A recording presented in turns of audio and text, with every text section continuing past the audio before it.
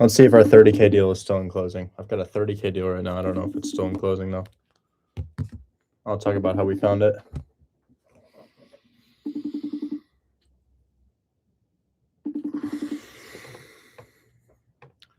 Should I buy a flipped home to live in? Kind of depends on your budget, but I don't see why not. I mean, Hey, Rich. hey, how you doing? I'm good. I'm actually on a break, but yeah.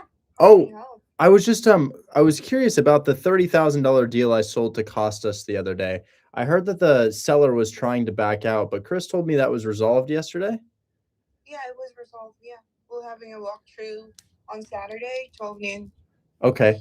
So Costas is flying out to view the property, and then we'll know if it's moving forward definitively. Yeah. Oh, Yes. got it. You were mentioning something about a 15K assignment. What was that on? That's 274 Wheeler in Akron. Oh, Ohio. Yeah. 274 Wheeler.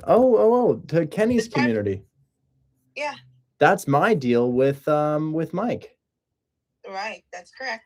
That's great. Okay, I'll let you get back to your break. I was mainly just curious about the 30K No, deal. that's fine. I was actually just 5 minutes away. And by the way, 269, we have an offer on buy box Fertile, so we have a buyer for that as well. No way. 269 and 274 Wheeler are moving? Yes, that's correct. Great work. I'm so happy about that. I was getting a little bit nervous. The student's gonna love to hear that. Okay, well, thank you so much. Is there? I guess while I have you on, any other exciting updates? Yeah. So we're actually signing. I mean, we're waiting for a signature on the Cleveland deal yesterday that you mentioned. The 5 unit. Yeah, that one.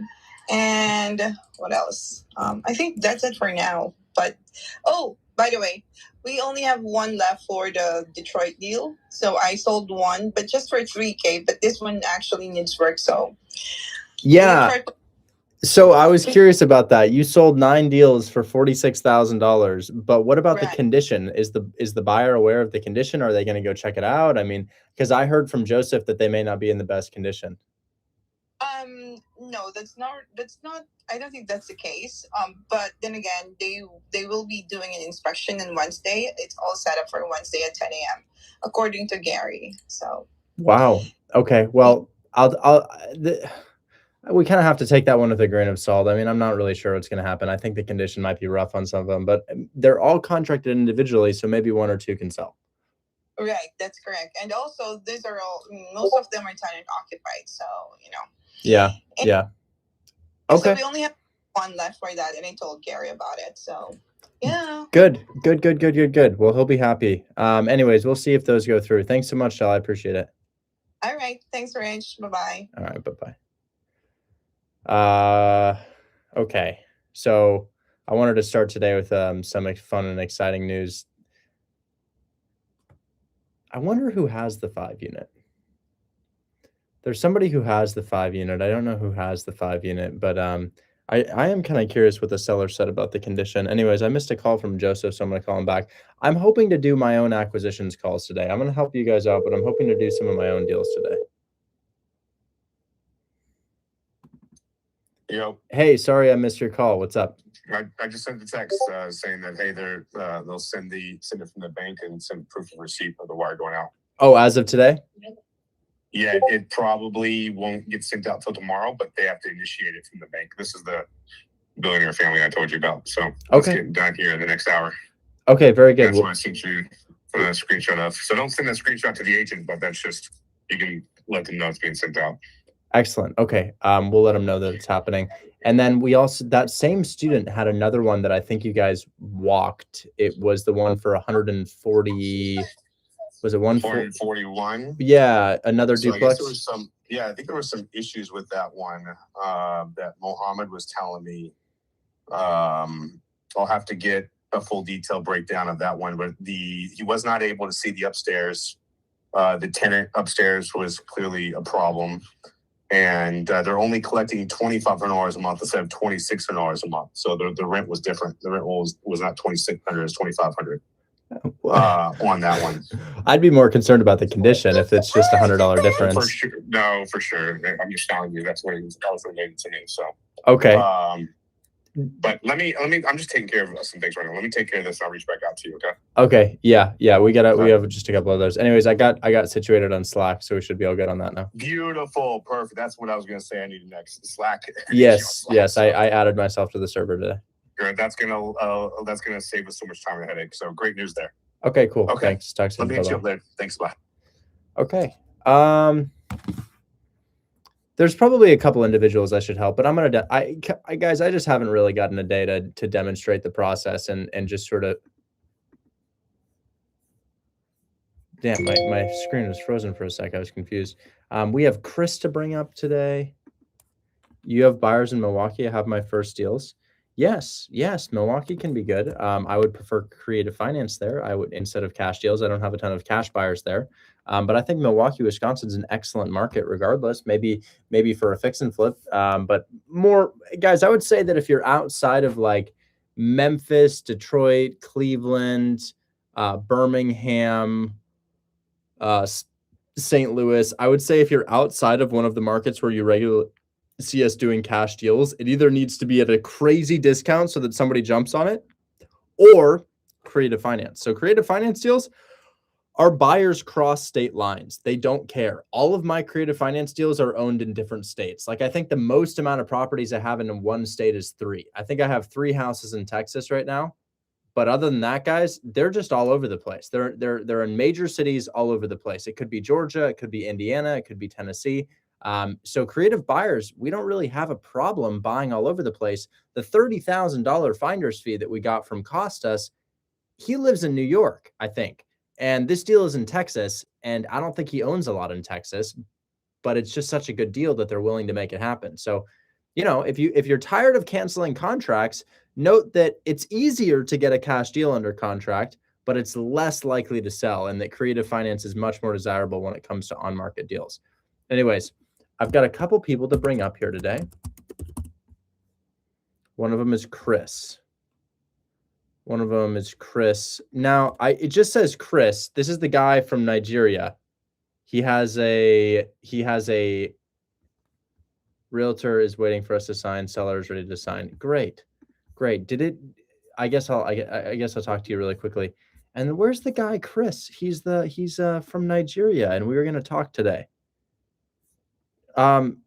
Yes, suppressor. I'm happy to look at this, but I'm definitely going to prioritize my own calls today.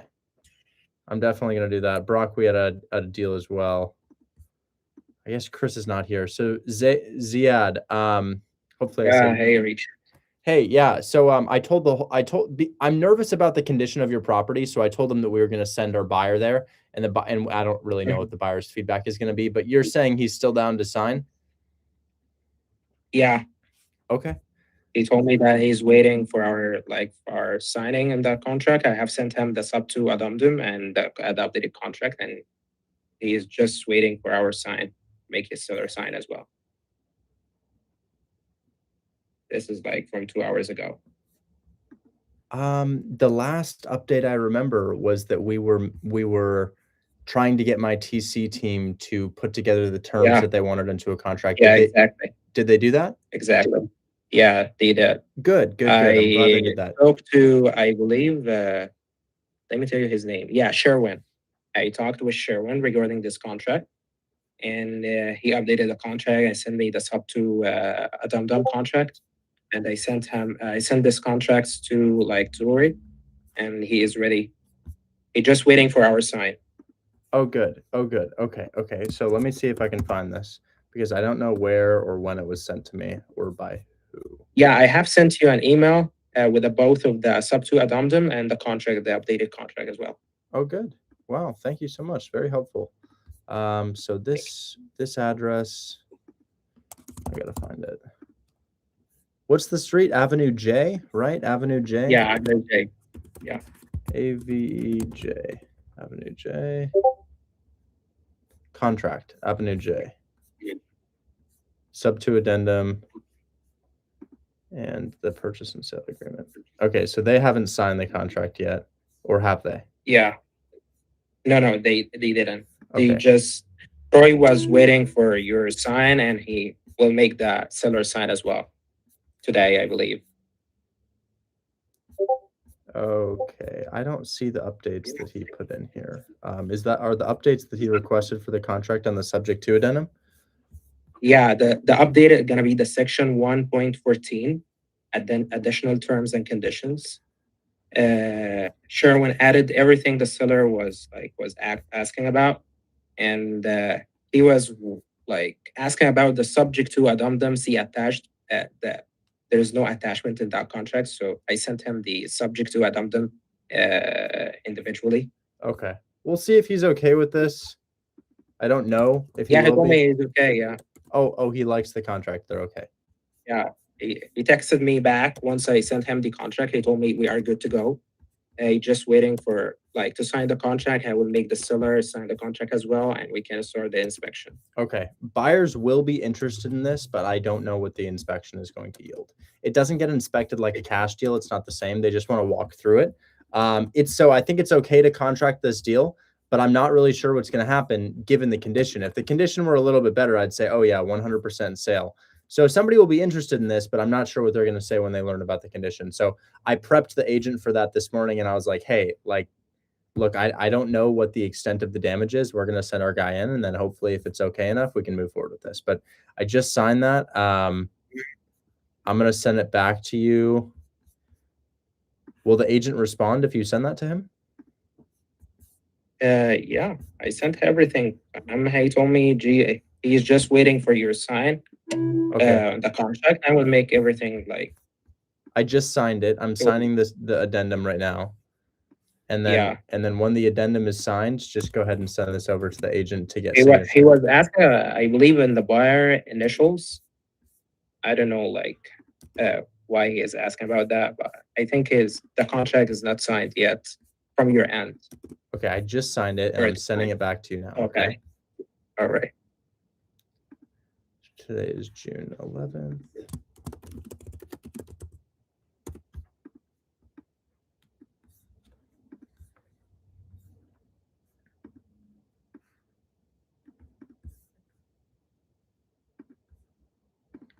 Okay, you have everything signed and sent back to you. Should be in your email now, okay? All right. I'm gonna like notify the realtor just to make the seller sign in these contracts as well. And once he's signed, I'm gonna let you know. Either I'm gonna send you an email or just text you. Yeah, that's fine. Send it to Shell. Send it to Shell. All right. Yeah. And then Brock, we were going to talk today, and I wonder if Chris is here. Brock, you have your seller finance deal on. Oh, you're already on stage. You're already on stage. Yep. And then how you doing? I wonder if Chris is here. Gosh, I just remember it being a gray username. Chris with a gray username. I don't see him in here though. All right. Well, I don't see bro here, but he's got that really awesome seller finance in Cleveland, Ohio. But yeah, Brock, same situation, same agent. Also a moderately distressed property, toilet and appliances needed, but you've got great seller finance terms.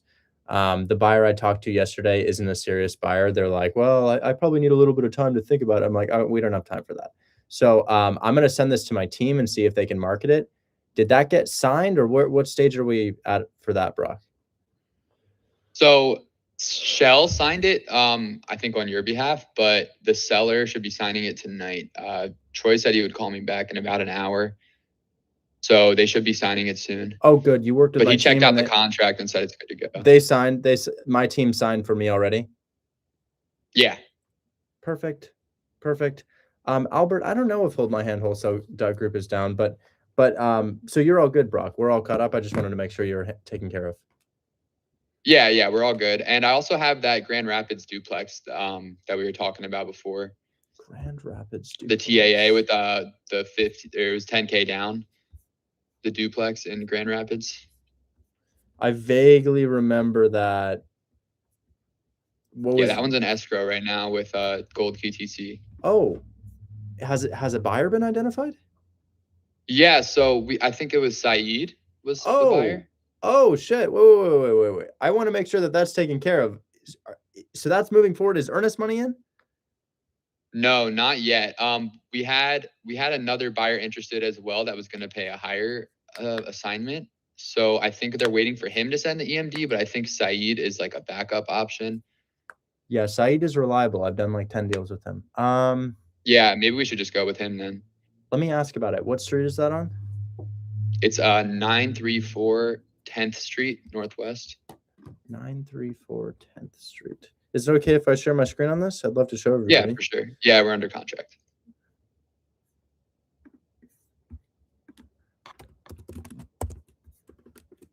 934.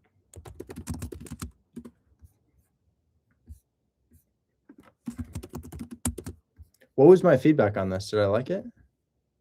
Yeah, I think you liked it. You made a call, right after I showed it to you. Here, check your DMs because they took it off of Zillow, but they have the listing from the agent. Oh, interesting. Okay, let's see. I just sent it to you again. Oh, okay.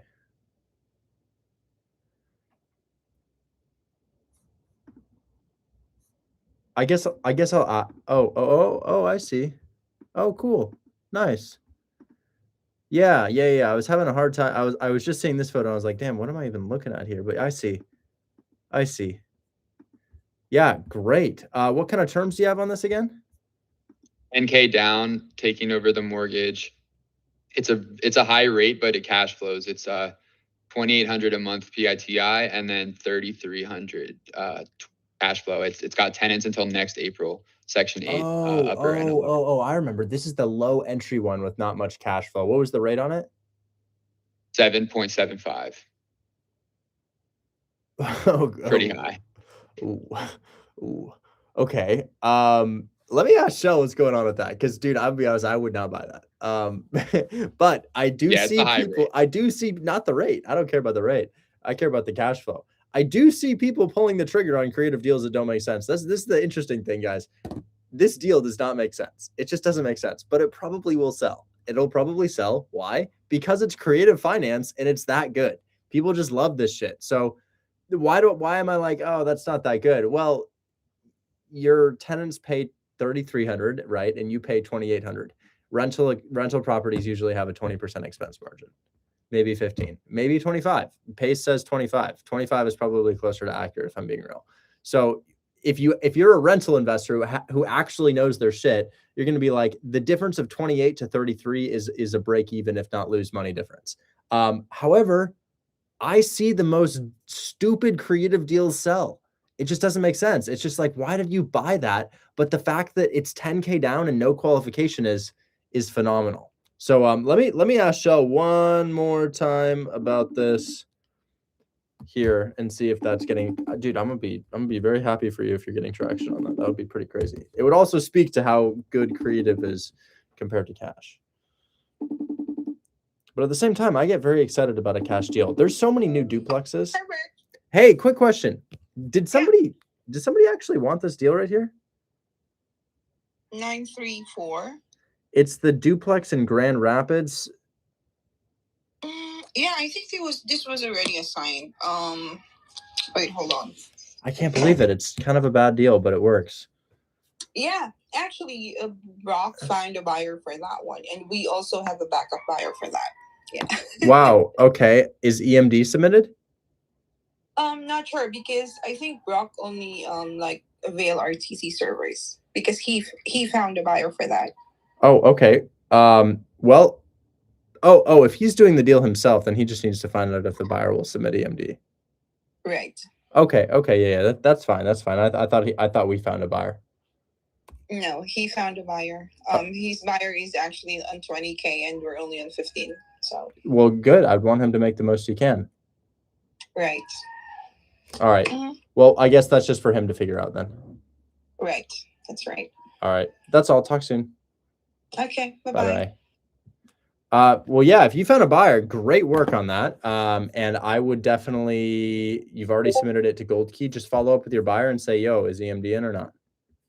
My buyer is just iffy. He's like a young kid. He's got a lot of money. He wants to buy a ton of sub 2 deals, with low entries. And he wanted to talk to you too. he was like, "Oh, can you get me in touch with Richard?" But he just hasn't submitted EMD. He keeps saying, "Oh, I'm gonna do it. I'm gonna do it." And TC has emailed him, 10 times Dude, asking for that's a him. fake buyer. That's something you really need to look out for in dispositions. Buyers will yank your chain and say, "Oh, this and that," and they'll just keep leading you on, and then you lose the deal. He's probably a wholesaler. Sora's right.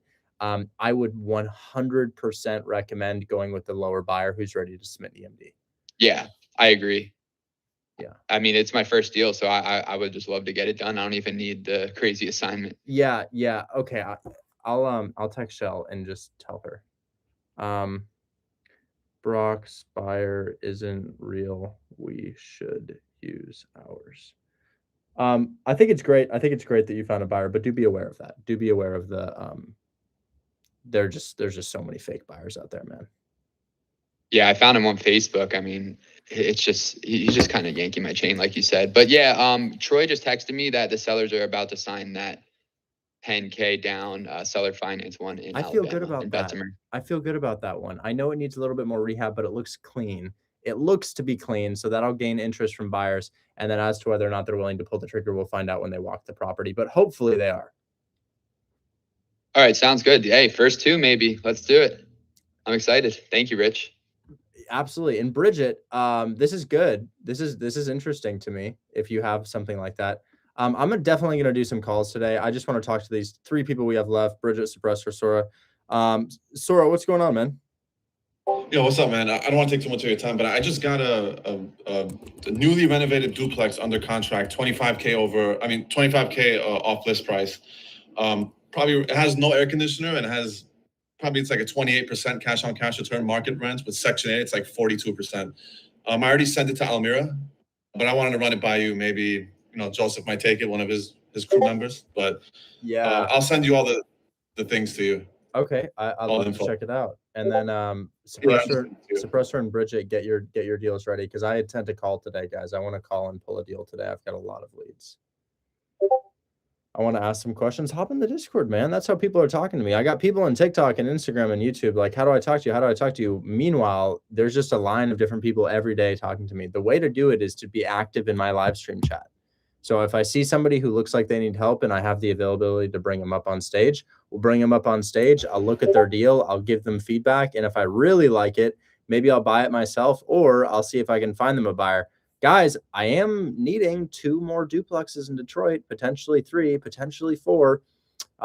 Chris and I are looking to buy. I'd love a duplex. I'm okay with a single family. So I'm working on 3 right now. I'd love to get more. I'm going to follow up on Trinity today. Do you guys remember Trinity? They kind of hit me with a crazy counter yesterday.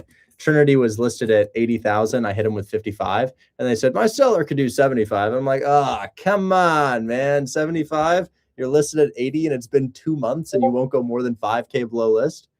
That's pretty crazy. But anyways, I'm looking for this. Yeah, it's in your DM. I have a Google Drive with all the info and all that stuff. Listed for 150. Got it for 125. That's a great price point. I love that price point. Returns. Okay, well, I got a occupied or vacant? Vacant. Vacant. Shooting or no shooting? Let me check. It's like a couple of blocks down. It's like 4 or 5 blocks down, maybe. If I check on Spot Crime when I checked yesterday. Let's see. I don't know if it changed in one day, which is plausible in this area, but this is where my first single family flip was, and I don't even know how I sold it. But check this out, guys. So this is something that. So I'll tell you what. We'll try our luck with the buyers list. Buyers are like, whoa, there's a lot of shooting there. No. I'm okay to help you, Bridget. I'm happy to help you out. But yeah, there's a lot of shootings there. Let's talk about your numbers really quickly. Is it going to go for 1,100 per side? Yeah, 1,100 per side is market rent, and then Section 8 is 1,300 on each side. And I think you can get a voucher on this because it's very clean. The only thing that is that there's no air conditioning, but there is heating, and everything else is brand new roof, new everything. It is really clean looking, actually. It is really clean. Yeah. So yeah, we'll shoot our shot on the buyers list. I always recommend every avenue of dispo: Facebook, my team, Buy Box Cartel, cold call existing people to buy these deals. But yeah, this is, gosh, can I share my screen on this, guys? When I say clean, this is what I'm looking for. This thing is clean as hell. Let me go ahead and show y'all. Check this out. Where are we finding these leads? I'm on market and I've had no luck. Cody, you need to take the courses so that you know what our buyers are looking for. All of these things are sitting on market. And I'm a call today, Cody. So if you want to see how it's done, I'll show you how it's done today. So what do I like about this off the bat? Can everybody see my screen? Is that working? Turn my brightness up. So first things first, the windows.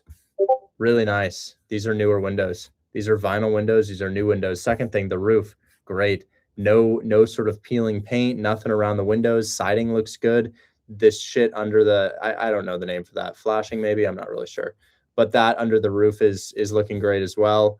Brick looks to be good enough. And then I go into the interior. Yeah, it looks like they've done a really nice looking rehab, a small amount of wear and tear, but it's just, I don't see anything. I'm always talking about looking at where the floors meet the walls. I'm looking for the caulking and the windows. And as I look around, it just looks immaculate. I don't see anything that would be like, oh yeah, but that's a little bit janky. It just doesn't, like we had a guy yesterday, he showed me these 3 single families in Memphis. And it was just like, that's just gross, dude. It's just gross. Saeed is the buyer, sending him assignment. Oh, Brock, you have a buyer. It's Saeed. So we're going to proceed with him. Hopefully we can get that done. But yeah, great. Red floors, interesting choice, but I kind of like him. It's kind of cool. Almost looks like a smooth carpet.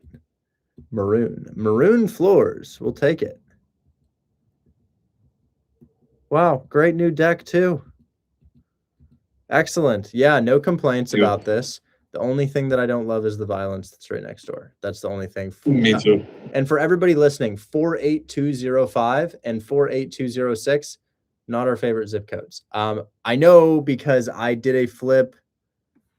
Where's Tacoma Street? Like right here. So it's Tacoma Street is right here. I don't oh, there it is. Yeah. I flipped this house. Oh, or is it? No, or is it? It's this one. I flipped this one. So I did a flip right here, and I got a lot of negative feedback for doing that. So I kind of learned the hard way. But somehow, some way, it's still closed. But we'll shoot our shot with the dispo team and see how it goes. Okay. Yeah, I already sent it to Almira, so I'm just Facebook it seeing and lower your assignment by 5K. Go for 130 or even 129. Buyer's perception of how far you got to below list is helpful. So I'd post this on Facebook, 129, 130. This looks good, dude. Yeah. Okay. I just wanted to shoot it by you. Maybe, Joseph's crew might take it, but I know what he's going to be like, hey, what's the zip code? And they don't like the zip code. But I think that somebody else in our network would pick it up. And if push comes to shove, I will put it in front of them. Sounds good, man. That's all I needed, Richard. Thank you so much. And for everyone listening right now, I'm going to go live late tonight. I usually go live very late to help anybody out. So thanks. I'll be there. Appreciate that, man. That's awesome. Yeah, I always go. Like 4 times a week, probably. I go like 10 p.m. Eastern, 10:30 Eastern. I stay up until like 12:30. There's some familiar faces in the audience. So get some rest, man. I appreciate you, though. Oh, of course, man. Thank you for everything, man. You changed my life. I got nothing but good things to say about you and this community. Thank you, man. I appreciate that. Talk soon. So Aiden, probably just 48205. Probably just that one, 48205. But guys, something is to be said about how the street looks as well. So I didn't really get to check the street here. I bet it looks okay. Let's see. A bit rough. Yeah, that's the 48205 zip code. So why do I say this is rough, guys? Boarded up house, boarded up house, boarded up house, boarded up house, boarded up house, boarded up house, boarded up house. Every house is boarded up on this block. Now, this photo was taken in 2022, so it may not look like this anymore, guys, but do avoid zip codes like this. If people live in these houses, but it's not the type of people you'd want to encounter, and they don't actually own the house. So, I would, if your street view looks like this, I wouldn't flip there. I wouldn't rent there. Detroit is one of those areas that can be really dangerous. So, I know they make that photo look really pretty of the front of the house, but always consider your location, always consider your crime, consider your discount, and then consider your cash on cash return and whether it's occupied or vacant for cash deals. if you really want to get a cash deal done, it should be a steep discount, guys. Anyways, I'm going to talk to Suppressor next. Suppressor wants me to do a call. Suppressor, if it's a viable deal and you found what we're looking for, I'm happy to help you with that, okay? Think so. It's a single family. Hey, can you believe that? I'm ready, dude. I'm ready. This is probably perfect for Harry if he wants a single family, but I think he mostly does duplexes, right? Harry likes distressed, like beyond distressed duplexes. He loves a wrecked duplex. Yeah. Okay, we've got a single family in Ohio, decently clean looking, and it is listed for $99,000. What does this go for? About $1,300 a month in rent? Yeah, that's exactly it. Great. Jeez, you know. And I'm just confirming on Zillow, 1,300, 1,400. Let me see, Rentcast. That's what he gave me. 1,400. Yeah, it says 1,400. Okay. 14. Now the price that corresponds to 1,400 is probably about 68 to 70K. Like for the buyer probably likes to pay 68, 70K for a 1,400 rental. That's what I offered. And you know what? They owe 75. So I'm like, oh, so you guys are losing money here. Y'all Oh, take you over would the just be losing money on 99,000 even. Please tell me you got them to say yes to taking over the debt. Yep, pretty much. So they were like, yeah, I guess if you want to take over the debt. So it's you to finalize the call if you want to. I will. I Yes. just don't find the rate that amazing, right? It's like 6.98. I could care less. I could care less about the rate. Why? It's cheap. I honestly don't even care. You know, these things, they cash flow. That's what I was thinking. Yeah. So Dude, that was my logic. This is great. Now, guys, this is an awesome example of where you're not looking for a certain type of deal, but you need to have the strategy for that deal available to you. So Suppressor, you probably went in with a cash offer, right? Exactly. And 70K, and they're like, we can't really do that. And I'm like, why? I don't know. Are you guys close to the debt? Is it what's going on? And they're like, yeah, well, we need more than that. Yeah. So you accidentally stumbled into the Trojan horse pitch, guys, where you present the cash offer, and the cash offer gets them to reveal their mortgage. And because, guys, if we call somebody and we say, hey, can I take over your mortgage? They're going to be like, no.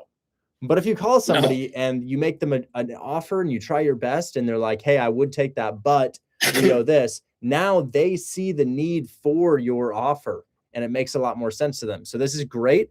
Why do I not care about the interest rate? Well, interest does more than just make your payment higher. It also reduces the rate at which you pay down a property. And the reason we don't really care about how quickly we pay these down is because they don't really appreciate over time. Houses in Cleveland, houses in Detroit, they've never really gone up in value. And you may be like, that's not true. Of course they've gone up in value. And you're right, but not really. You see in 2006, am I sharing my screen? In 2006, this house that I'm looking at right now for Suppressor sold for $63,000. You're not sharing your screen, but you can if you want. Okay, cool. I'll share my screen. Wait, is it under contract? I don't want you to lose the deal. No, it's not actually. Okay, it's not under contract yet. You got to close it. I will. I was like, this is a perfect one for Rich. I'm lining it up, and I'm like, yo, she wanted to talk to you, so I was like, okay, cool. So they currently owe 70K, but guys, in 2006, it sold for 64K. I would say that 64K in 2006 is probably equivalent to, I don't know. What do you think? I'm going to guess 2006 64K is like 120 right now, maybe like 110. So it doesn't really go up in value over time because now I don't want to lose his deal, guys. So I'm not sharing his screen. Somebody could try to steal this deal. I don't want him to lose his deal. So it's just, we don't really care about the interest rate. It's about the cash flow on properties that don't go up in value over time. Why? Because it's never really an equity play. It's usually a cash flow play. People buy these to have reoccurring monthly income.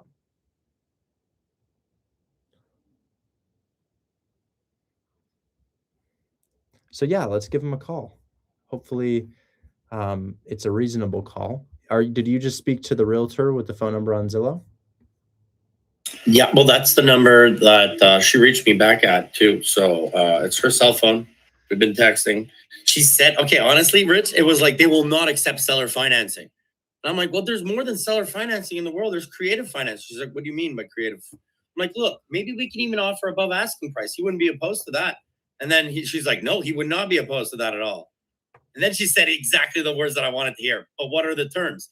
And I was like, no seller finance? No, you mean terms? Terms? What's that? It was funny. Then to I knew I clarify, had it they're right there. not, so they're not open to it, and you want to see if I can get them open to it. No, they were open to it. She texted me back. She's like, I've never heard him say that he's not. Like, this is the text. I'll text it to you right now. It's like, I never thought it'd be possible. So they want that 75K somehow. We're gonna convince them to just give us the Well, great. mortgage. But So this is the text. She's like, I can't believe they're going for seller financing. So They're going for it. Good. So PropStream says that they owe 62K. Did they say they owe 75, or did they share the mortgage balance with you? That's what I was waiting for before I wanted to send out an offer. That's why I'd rather you like see if you can get it. Okay. Yeah. So like if you want to call her up and find that information exactly out, because I had just gotten off the phone with her like when I texted you or when I sent it.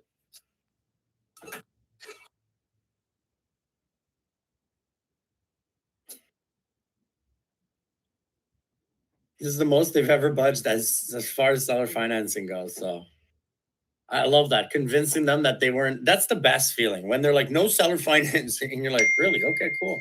That's good. That's okay. We got other things.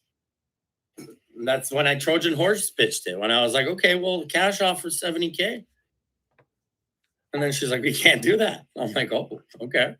I gotta call Joseph really quickly about a deal. But I'm gonna call on this next.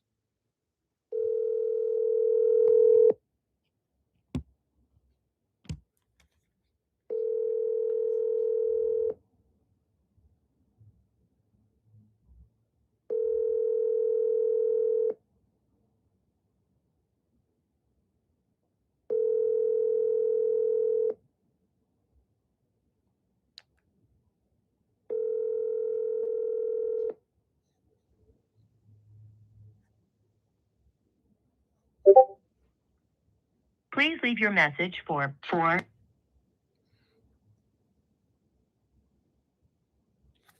Okay, let's give him a call. She has a 503 area code, and I have a 503 area code.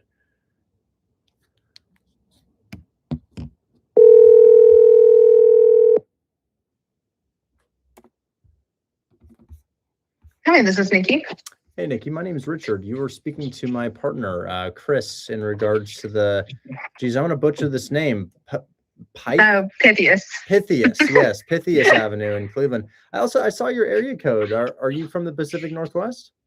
Yeah, I've been in Portland my whole life, except the last 4.5 years that we've been here in Cleveland. Oh, wow. Yeah, I'm doing this virtually from Portland. It's cool to see that area code out there. Ah, I saw your area code and I was like, usually it's sales.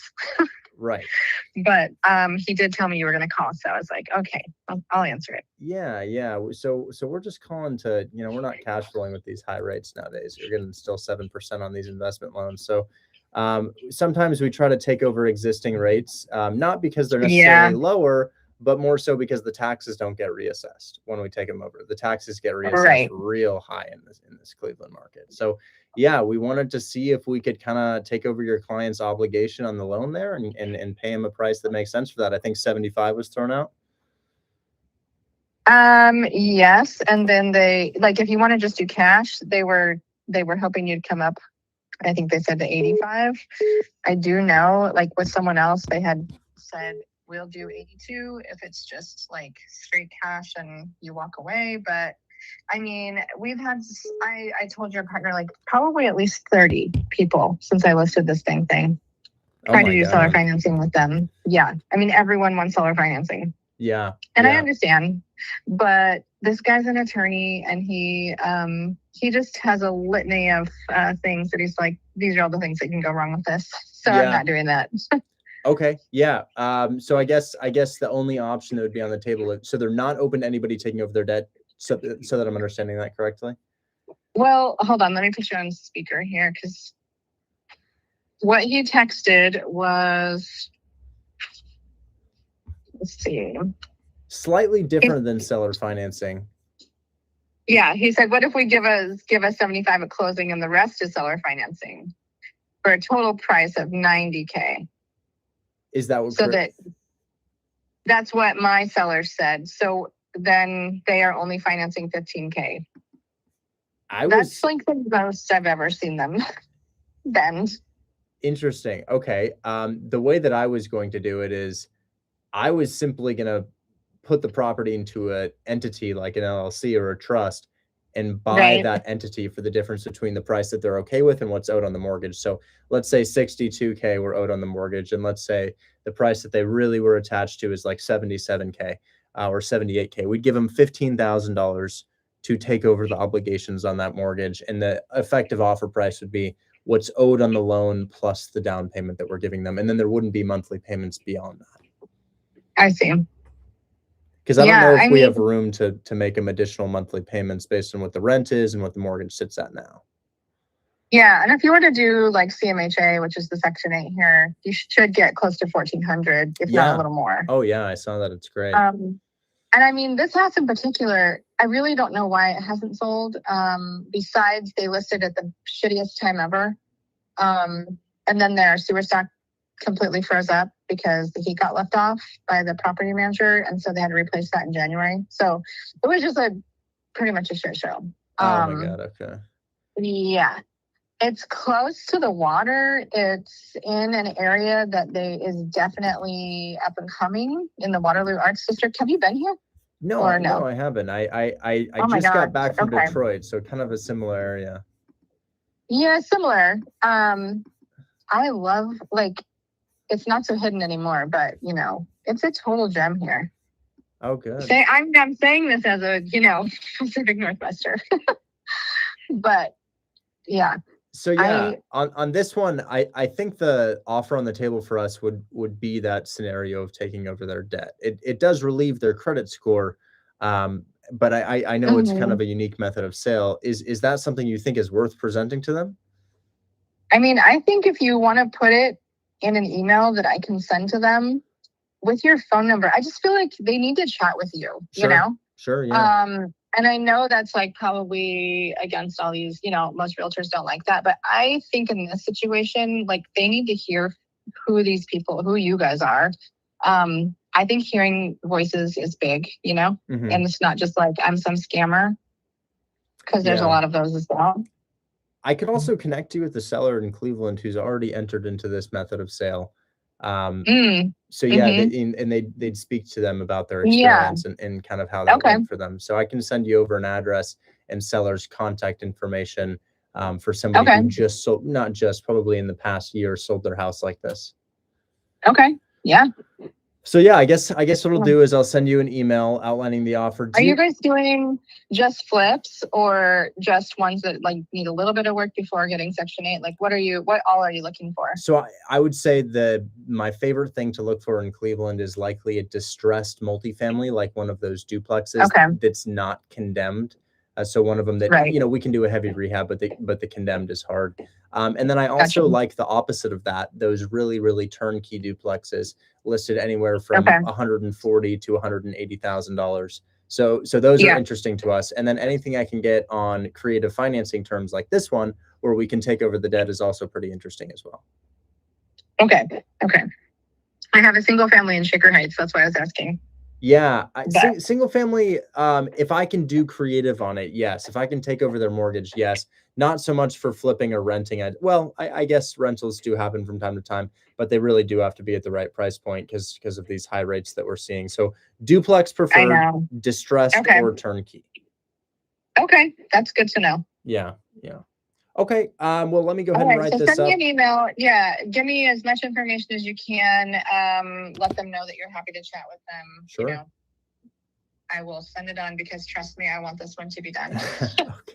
All right. Well, let me go ahead and send that over. This is my longest one in history. Does Chris have your email? I don't know that he does. I'm sure I can. ShakerHeightsRealtor@gmail.com. Got it. Perfect. Thanks so much. I'll send it over now. Okay. Thank you. Bye-bye. Okay.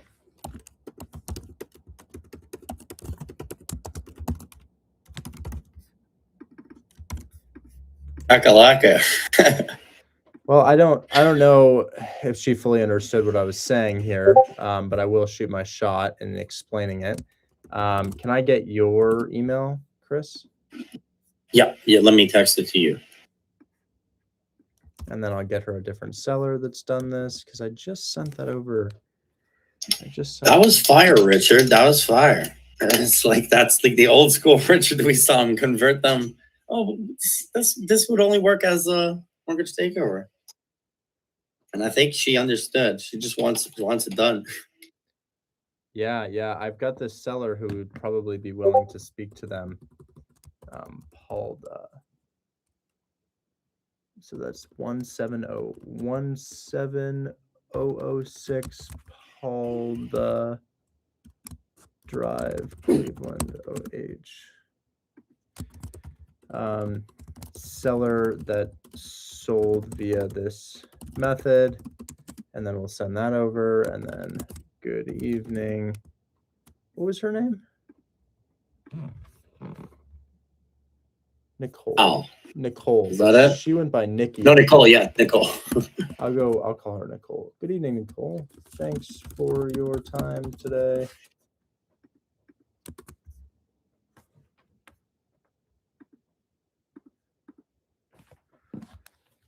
And then we'll go ahead and send that over. So the phone number is right there.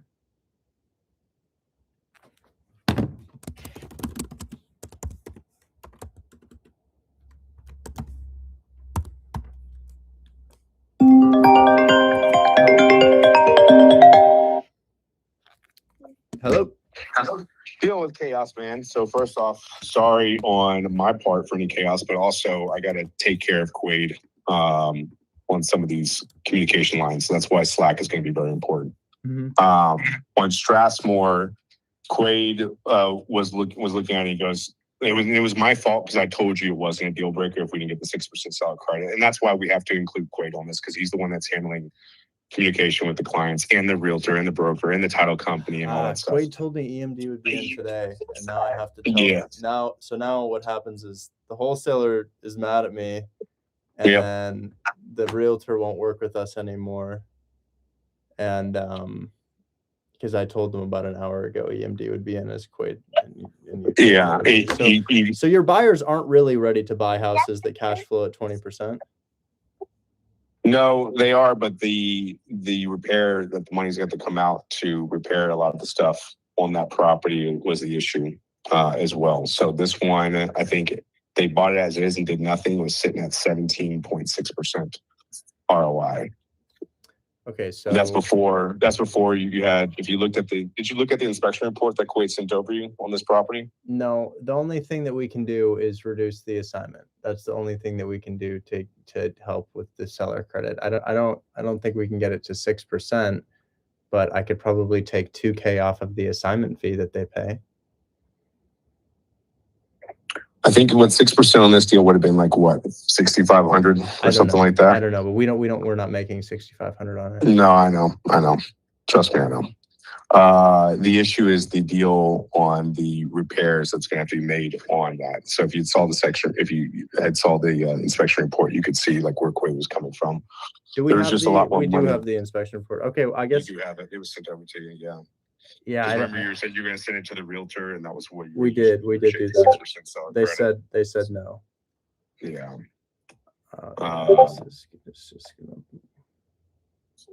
It's going to cause an issue because the client's like, I'm looking at this inspection report. It says I'm going to have to dump out more money on this. Where are we at with the seller credit or something to make sense of it? So it's not just one person saying no. It's, when they looked at the deal, that's why they were saying, hey, 6% seller credit or some type of seller credit needs to happen on this.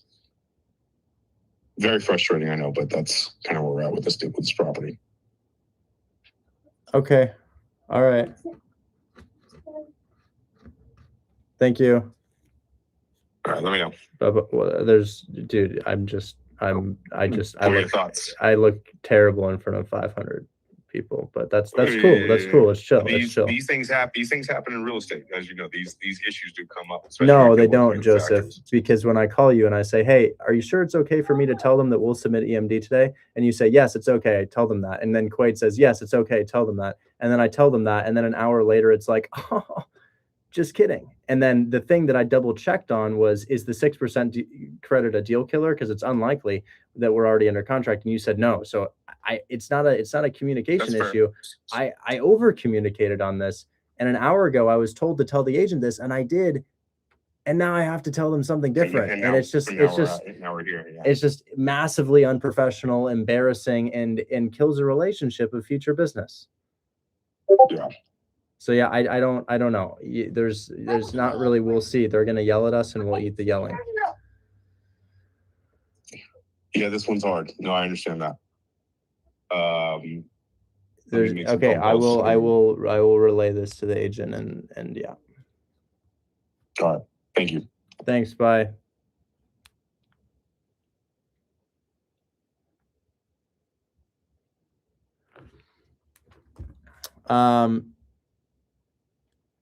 My business partner is stuck on the 6% seller credit.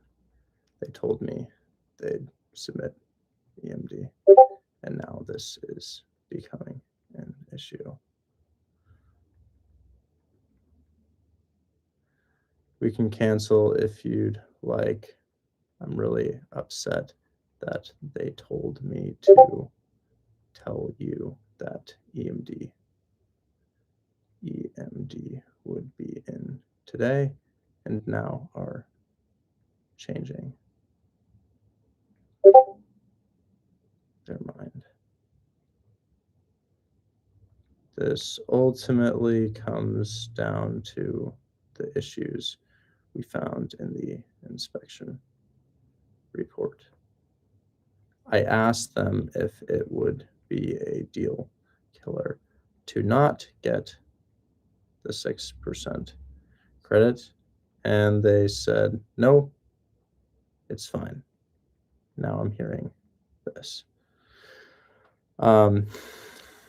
Please let me know if seller wants to get it done with the 6% credit, or if we're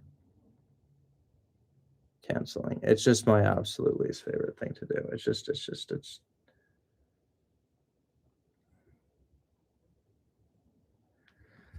very frustrating. That's just very, very, very frustrating. That I was communicated to that we should tell her to submit EMD, and then now we're telling, because the agent's going to be furious at me, and ultimately this is literally just what I was told by the buyer. So I'm sure my phone's just about to absolutely explode with angry text messages, and now the wholesaler's let down and the agent's let down, and I don't make money on these guys. I don't make money on this. The money goes, like, in a 5K deal, like, we just don't really make money on this. It's just, it goes to the student. So it's not like a financial loss for me. It's just like, wow, it's fine if you need the 6% credit, but you could also tell me if we don't get that, it is a deal killer. And that's not what they told me. They told me that if we don't get the 6%, I mean, I could literally read it right here. I sent it to Quaid. It says, I said, wholesaler asks, I'll bring it up to the agent and see what she says. Deal killer if seller doesn't yield to 6% credit. And it says no. No, not a deal killer. And yet it is. And the agent's going to be so upset. So yeah, that's really frustrating. Not much I can do. Okay. So we were in the middle of emailing this other agent about taking over the debt on their property, and it just destroys my enthusiasm for the day. It's very hard to be enthusiastic after something like that. It's just my least favorite thing to have happen, because it's just, I'm just lying to people. I'm just flat out lying to people, and I'd much rather put my foot down and say, we need this credit if we're going to do the deal, rather than just dragging an inspection out for weeks. And then this is the result. Because we have been working on this for weeks. I've been working on this for weeks. And this is just, I could have been communicated with so differently. All right. Good evening, Nicole. Thanks for your time today. I'm looking to take over the debt on this property. This method of sale isn't always desirable to a seller, as it means that they hold the mortgage and we pay it for them. The way that we structure these deals allows their credit score to go back to where it was pre-purchase, but it is important that they understand that they're holding the mortgage.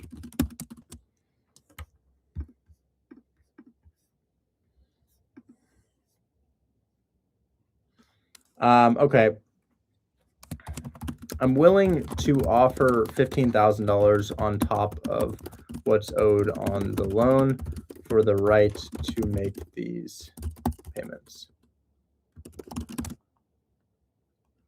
If you're curious about how this sale has went for a previous seller, I've attached their name, address, and contact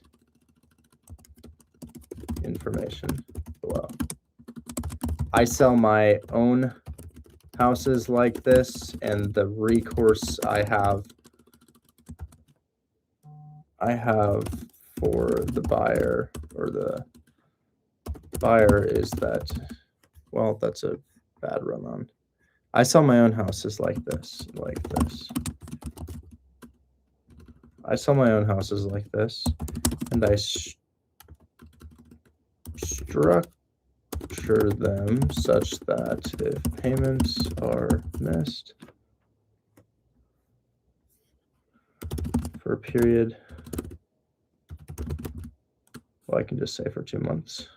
For 2 months, the house comes back to me without foreclosure. I make them sign a deed in lieu of foreclosure so that I just get the house back rather than having to go through the foreclosure process.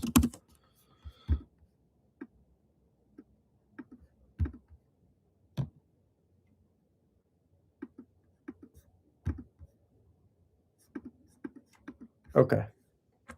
And then I'll just attach Chris's email here.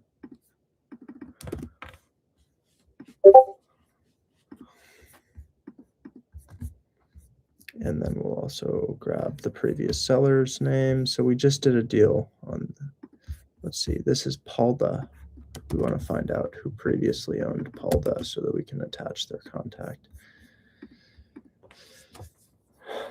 Whoa. 4 open loans on the property. Damn. What have these people been up to? Not really sure.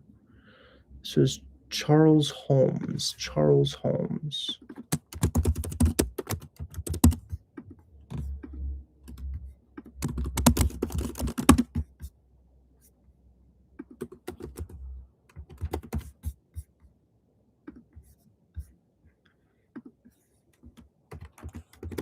All right, Suppressor or Chris, I tried my best here. I don't know what's going to happen.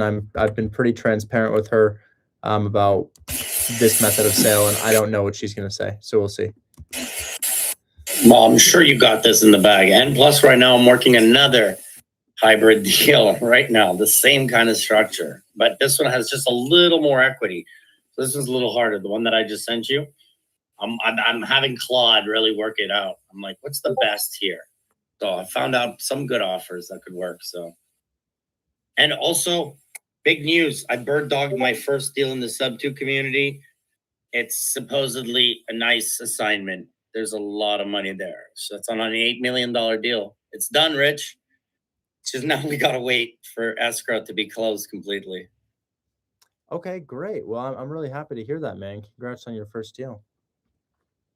This technically, if we close on this one faster, this would be my first deal. Looks like my camera froze, guys. Hold on.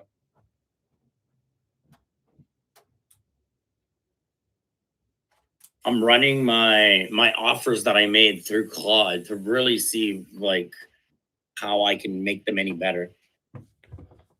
It's doing a good job. Oh, I'm going to make some calls today. Hopefully I can make something happen here. I got one more person to talk to, and then I'm going into call mode. And hopefully not having to talk to any more buyers. Okay. Camera should be back. Let me know if it freezes again, guys. I forgot that always happens with this setup here. We haven't had that happen recently when I've been doing my live streams outside. So yeah, we just have Bridget here. Bridget says she's needing help finding a buyer for a deal. I just want to see if it makes sense. So you've got 16K entry. Does 16K include your, does that include your assignment fee, Bridget? Yeah, it does. Well, great. That means you've probably got a really It's good not deal. including cost. So we just need to learn a little bit more about the house. Can you tell me about it? Is this a single family? Do we know about this?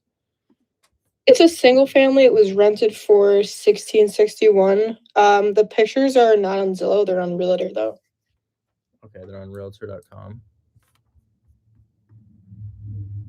It was just flipped. Oh, wow. This is excellent. Great. Wow. Yeah, this, okay, so I could make a couple calls and sell this. Is this with my team? No, it's not. This is my partner got this under contract. He was having trouble finding a buyer. He asked me for help. I've been marketing it for like a week and a half, and I've only had buyers telling me the interest rate is too high, but Then the cash flows. They just don't get it. They just don't get it because it just is that if it cash flows, it just doesn't matter. So let's learn about the monthly payment. You probably get like a 7 to 7.5% rate, right? It's actually, I think it's 8.375, but the payment is $1,042 a month. Okay, well, it would need to rent out for, so it may not be the rate because I've done 8% interest rate deals, but the cash flow needs to be there. So these things usually only rent out for 1,400 or so. What do you say this would rent out for? He sent me a lease agreement for $1,661. I think it was a few months ago. Is that in place? 4 or 5 months ago. You got a tenant in place? No, it's vacant right now. Interesting. It's possible. I'm getting a call. Maybe I'm getting a pity call. Let's find out what this pity call is. I don't even want to pick up this phone, but I'll take it. Hello?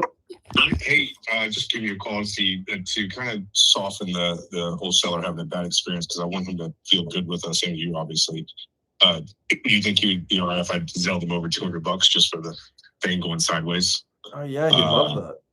Yeah, just give me his Zelle information. I'll Zelle him $200 just because I want him to keep going out there and hustling and listen. At the end of the day, you and I have to communicate on Slack. That's going to save us so much more headache because I just went over the inspection report with Quaid on this, and it's easily going to be at $9,000 to $10,000 in repairs, and that's why he and the buyer were like 6% seller credit makes this deal a no brainer, but. At the end of the day, when they start looking at the closing costs and whatnot, it just kills the deal. So, but that being said, I don't want you to get a bad review, and I don't want your wholesaler to feel like we're fucking amateurs over here. I know this is an amateur situation, especially with the miscommunication, and I'll take 100% ownership for that. So, if you want, give me his. Yeah, I can send it to you. I'm sure that would make him feel a little bit better. Absolutely. I mean, listen. At the end of the day, all we can do is all we can do. Can you repurpose this buyer for Merlin? I am working on repurposing the buyer from Merlin. Exactly the same buyer for this one. I was looking at pushing over at Merlin. So yeah, because we're gonna have all of that stuff that you're concerned about addressed by Monday. Okay. All right. I will get that going, and then just send me that information, and then we'll go from there. Okay. Okay. Thanks. Text in. All right. Thank you. Bye.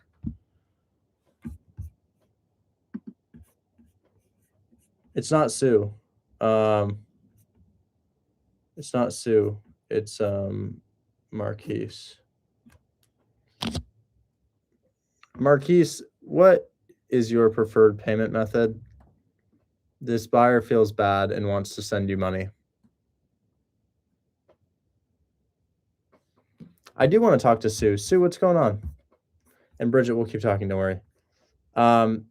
Sue, what's going on? Yeah, so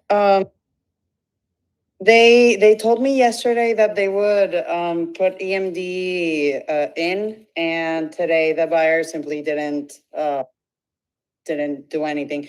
You know what, Rich? I feel I don't know if this is maybe something that you might be able to clarify with Joseph, But for example, on Monday, when EMD was due that day, they asked me in the group, would they be open to seller financing this? And I was like, it's under contract. And I don't know if I know that my deal is a really big deal. I completely understand. But yeah, I sort of felt that they were still like trying to see the deal to see if it was a good, and we bring it to them already under contract.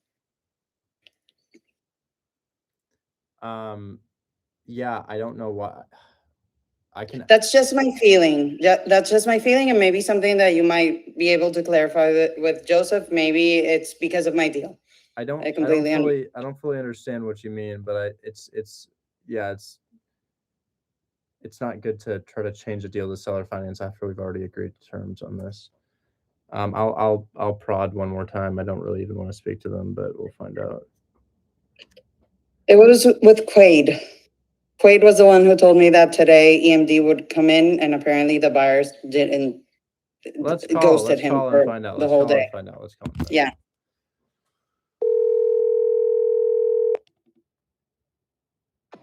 Hey, Richard. Hey, is the Memphis deal also not happening? I have not heard from the guy. I've hounded him with phone calls today. He told me yesterday that he was going to get the EMD sent out this morning, and then told me that his financing guy was at the dentist, came back, said he was still trying to get a hold of him. And I've called him several times since then and didn't hear back from him. Okay. All right. All right. That's all. Thanks. No, you're welcome. All right. Bye. See ya. They're just buyers, guys. They're buyers, and they're, Yeah. you know, we've closed a lot with them, but Marquise, I'm just gonna Apple Pay you, and then they're gonna reimburse me.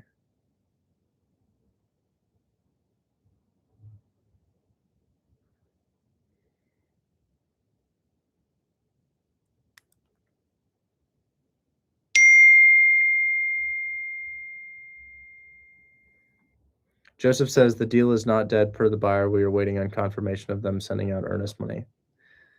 I'm not going to put any sentiment into it.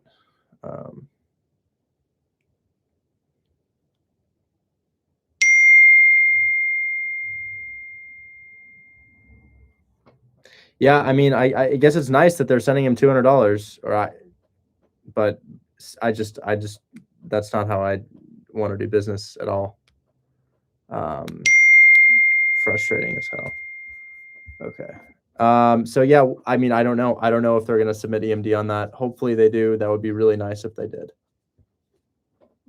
Yeah, I'm really trying to salvage the relationship with the realtor because he has another portfolio of possible Section 8. Hoping to see what happens tomorrow. But anyways, thanks. Absolutely, talk soon. Oh, my damn camera froze again. What's going on?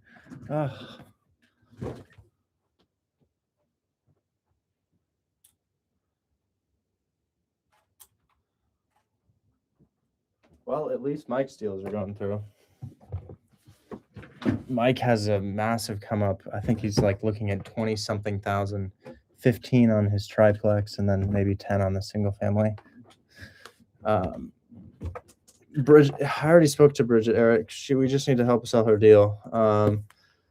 So yeah, Bridget, we would definitely need the lease agreement. We definitely would need the lease agreement. Yeah, I can definitely send that to you. And I would say, well, yeah, I understand you have a partner on it. And if you send it to my team, yeah, they're going to want a JV with you. But this is easily something we'd find a buyer for if you have that lease agreement and if it was previously signed. So I would send photos to them and a lease agreement because while the rate is high, it does seem like there's a $600 gap in between there. And do you guys have it for like 10K down? Yeah. Good. Trying to renegotiate it though. I think you don't need. I don't think you need to. I don't think you need to renegotiate. 10K down is good. So yeah, I will. I'll just wait for you to send that over to my team, and I'll let them know it's coming in. But I would send that to my team. That's definitely something that we could find a buyer for. But you should let them know that you have a JV. Okay, sounds good. Should I just send it to Shell on Snapchat or? No. We have a submission tab.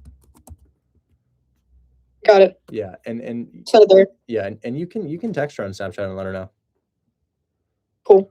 I appreciate you. Absolutely, text in. Okay, now I'm gonna see if I can get something done because that always makes me feel better. Because I just how frustrating. Okay, so I want Trinity Street, which is a single family in Detroit. They aren't really willing to do a oh wait, is this open OBS US webcam? Yes, it is. I hope it doesn't freeze again. It's frustrating. So I'll share my screen and we'll look at some deals here. Discord, and here we go. Okay. So I'm trying to flip this thing because it looks like it could flip to me. This is Trinity Street in Detroit. I'm interested.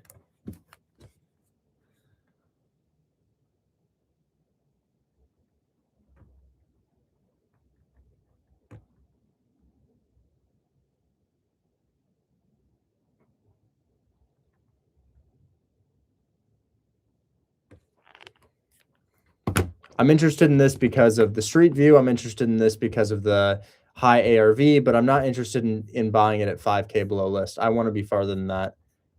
So I'm guessing because the realtor didn't hit me back, they probably don't want to go far below that, but I probably would do 65.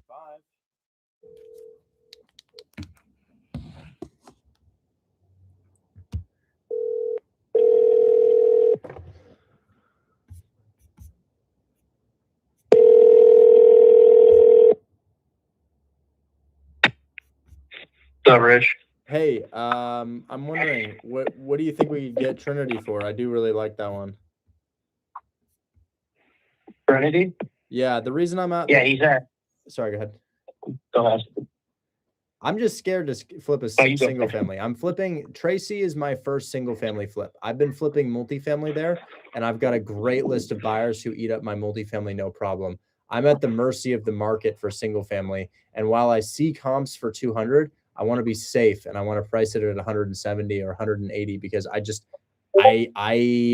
don't know what makes a single family sell. I think it's a combination of location and design decisions and quality of work and price point. And I'm pricing it below what I think some of the other comps have gone for because I just don't know what makes this sell. So I want to make sure I do a really good job on the flip and list it below where it should be. Yeah, I hear you. So yeah, I think I could be at 65. I think I could be at 65 on this. I'm aiming to put in about 55, and I'd love to list this thing for 170, 180.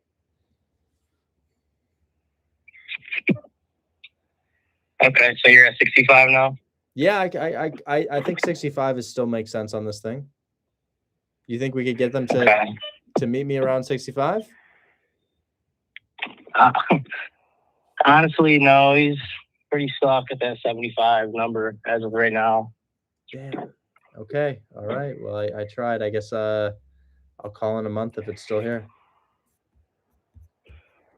Yeah, I mean, like you said, like, even at the low end of 170, there's still a lot of meat on the bone there at 75. I want to be able to make 50 on a flip. These things. Hey, Rich, we can't. These things usually take about 3 months. Okay. Well, I'll run it. I'll tell him about it. But yeah, he's at 75 still from the last time I talked to him. But I'll see what I can do. Okay. All right. Thanks, Rich. Talk soon. Bye-bye.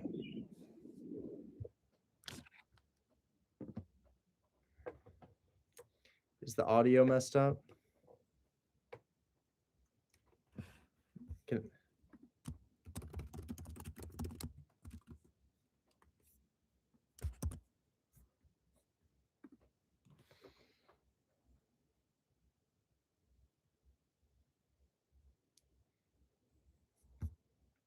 God, I need to go get a massage. Or a deal. I need a win of some sort.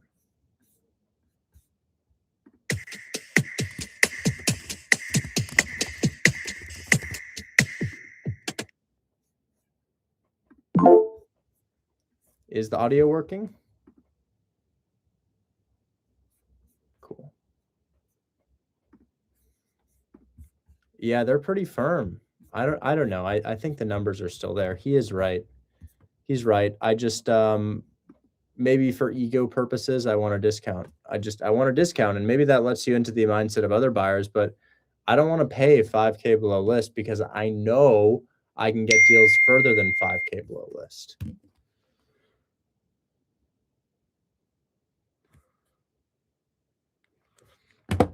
So yeah, I'm gonna keep looking. Now there's a lot. Well, actually, you guys can find me a deal that I can flip. I mean, there's so many houses that I'd be willing to pay you an assignment fee for. So if you guys have a deal, you can send it over to me and I'll underwrite here. I did have another. Damn, did they ever send the contract for Chelsea Circle? I hope they did.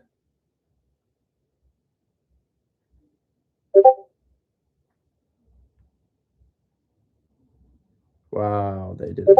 Nice. Great. Oh, they didn't do it, dude. No way.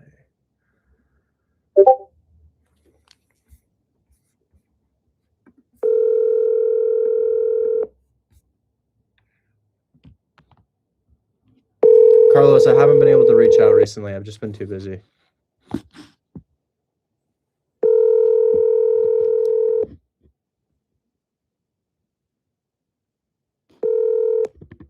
Hello? Hey, I found a buyer for my house on Chelsea Circle on Tuesday, and they're wanting a contract. Did we not send it? No, Clarissa's in the chat. I'm guessing that she's just incredibly busy. Yeah, we just onboarded a lot of brokers, so I think she might have hit capacity. I'm gonna start. If it's okay with you, if I send you Sherwin's email, could Yeah. you start adding him? Does he have a phone I can Yeah, text? iMessage. He has an iMessage. That's helpful. I wonder if I have his contact. Absolutely. For right now, I'll make sure he's on top of it and sends it. I do for actually. Chelsea Circle, right? Yeah, I have to call the buyer and make sure that they're still interested. I'm not sure. Ah, sorry. Okay, let me know, and I'll make sure Sharon sends it right now. Okay, I'm gonna put you in a chat with the buyer, and we're gonna see. But I have a backup buyer, so maybe if he's not interested anymore, we can send it to the backup buyer. Okay. And I missed a call from you earlier. Did you figure it out? And I threw you in the chat with Clarissa. I don't remember what it was about. I'm sorry. Oh, okay, no problem. I'll make sure this is done though. Okay. I do right. remember what it was about. It's about insurance and Clio for our portfolio and insurance regarding trusts. They need something from you, and I didn't really understand what it was, but there's something that they need to set up insurance. We need to get the management company additionally insured, and there's something that we need to get from title that would allow that. I didn't get the full picture. Okay, I'll try to figure it out tomorrow. Okay. I don't think Leo's in anymore. Yeah, I'll talk to Chris about it. Okay. All right, I'll talk to you later. Bye-bye. All right, thanks. See ya. I gotta see if they're still down to buy my house. Let me call this person here because I don't know if they're still down to buy the house.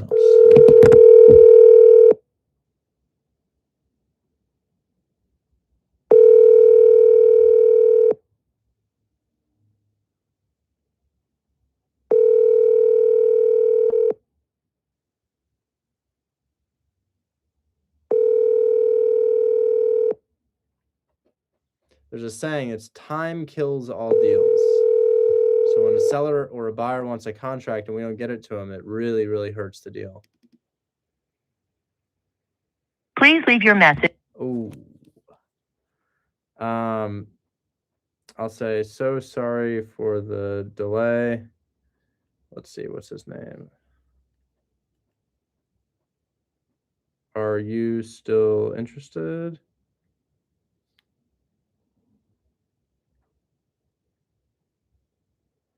Oof. Well,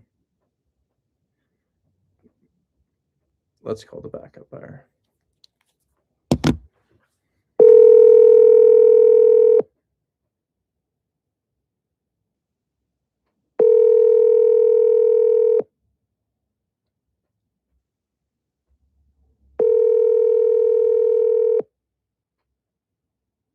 Your call has been forwarded to.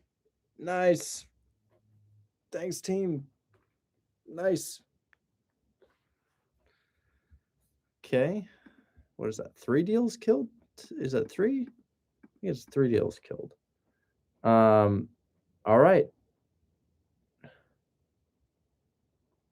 Next. We had a deal in Arizona. Deal in Arizona. Where did I get that deal? Oh, shit. It was in Santan Valley. Santan Valley. There it is. I found it. Okay. Good thing I didn't forget about this. Okay. So she wanted me to talk to her realtor. Santan Valley offered. So this is a mortgage takeover in Santan Valley. We're trying to get it for like 2 or 3K. Well, $0 down, and then the seller pays the realtor. So we'll call the. Maybe we have their phone number. Grassland.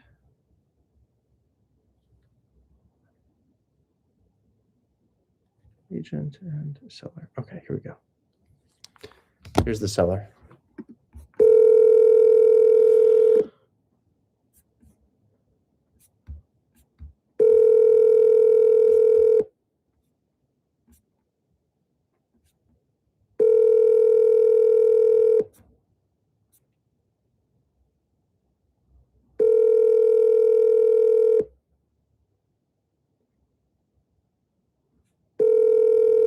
Your call has been forwarded to voicemail.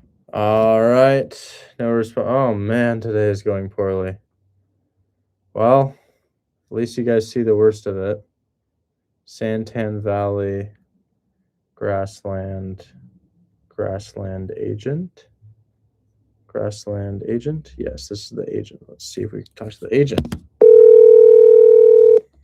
Hello. Hi there. This is Richard. We were speaking a couple days ago about Grassland Way and seeing if we could help out your client. She was the one who had reached out to me to see if we could put somebody in the property to take over the mortgage. Oh yes, yes. Yeah. I know that she was interested in that, but she wanted me to talk to you. How do you think it's best? Who do you think I should best communicate with to move this forward here? Because I've got a sorry, go ahead. Okay. No, we're gonna do a quick pause. I have some showings today and tomorrow and Saturday. So we're getting the house looked at for a couple showings. So we're just gonna let it get shown for the next couple days, and then we'll reach back out. Go ahead. Yeah. Okay. Talk soon. All right. Thanks. Bye. Bye. Oh.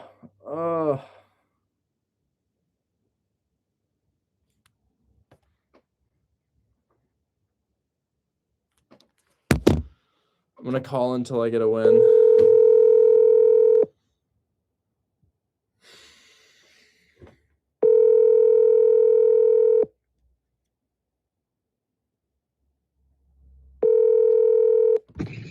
Hello, Richard. Hey, Patrick, how you doing? Fine. How are you? I'm doing well. I have been beyond busy these past couple days. I'm sorry I haven't been able to. All right, have you back? Can you hear me all right? Yeah, I can hear you now.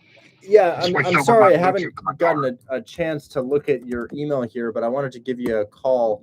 What do we need to move forward with the Sanzel lawsuit? Well, yesterday, Sanzel sent an email, seemed to be totally capitulating. He said, I retract my cancellation notice. I acknowledge that I have the obligation to close, and you can have access to the property. He's moving forward? Yeah. Let's go! Patrick, my guy. Oh my gosh. I've had such a bad day. I'm so happy to hear that. That is amazing news. You just made me $13,000. Thank you so much. Well, that's a good deal. That's great. Wow. It has been a series of L's. Thank you. I appreciate that. So he reached out and he's saying that he's ready to move forward. He did. I forwarded that email to you yesterday, and everything looks good. You just need to get with the title agent to see what they need to do to close it. And if he's not cooperating and I encourage you to inspect the property too, because he's just the type that would Oh sabotage my what you're God. buying. Yeah, he is difficult, but I'm so happy about this. I'm gonna call McKenna Krager and I'll let him know. Thank you so much. And That's great. yeah, hopefully we can actually get it done, because this would be the third time we've got him to go back and forth. Well, it should be later this month if it closes on time. So, Perfect. Great. you look good. Well, this is a huge win. Thank you so much. Talk soon. Thanks, Richard. Take care. Bye. Bye.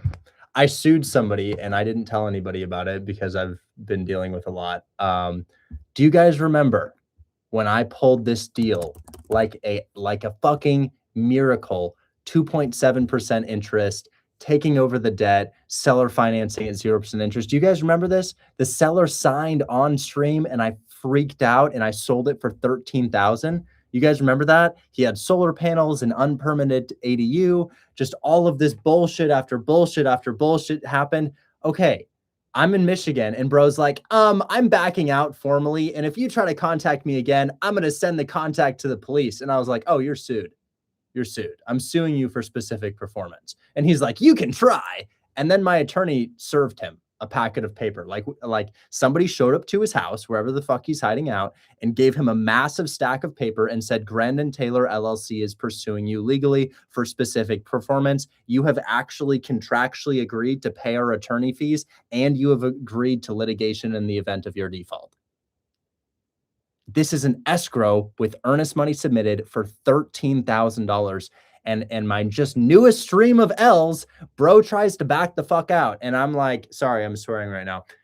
But he tries to back out, and I sued him, but it didn't actually go through to a lawsuit. He yielded when the guy handed them the stack of papers, and he realized that I wasn't fucking around about this. So now, oh, let's go. I'm so much feeling better.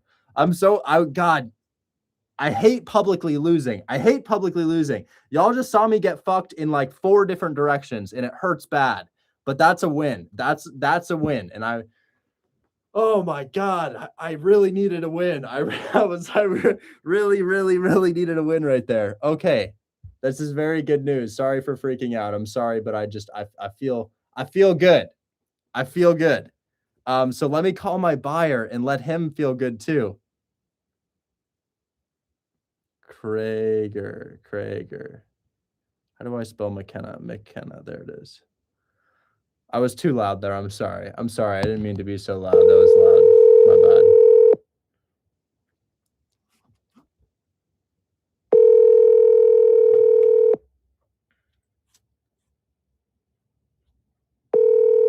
Come on, pick up. I just need to tell you the good news. I just need to tell you the good news.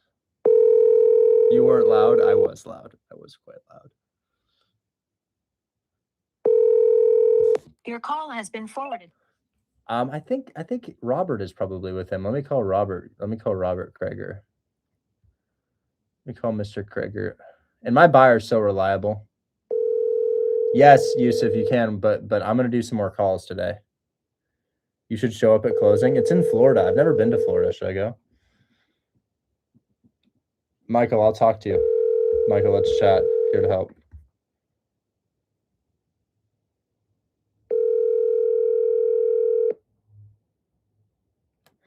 Okay, well, we'll just text him. I just wanted to talk to him.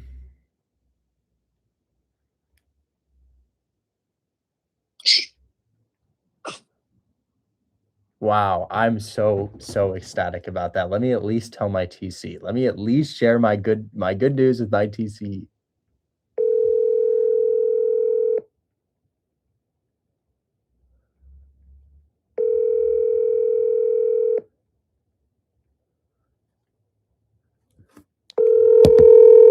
All right, can't get a hold of anybody. We'll celebrate in silence. That's fine.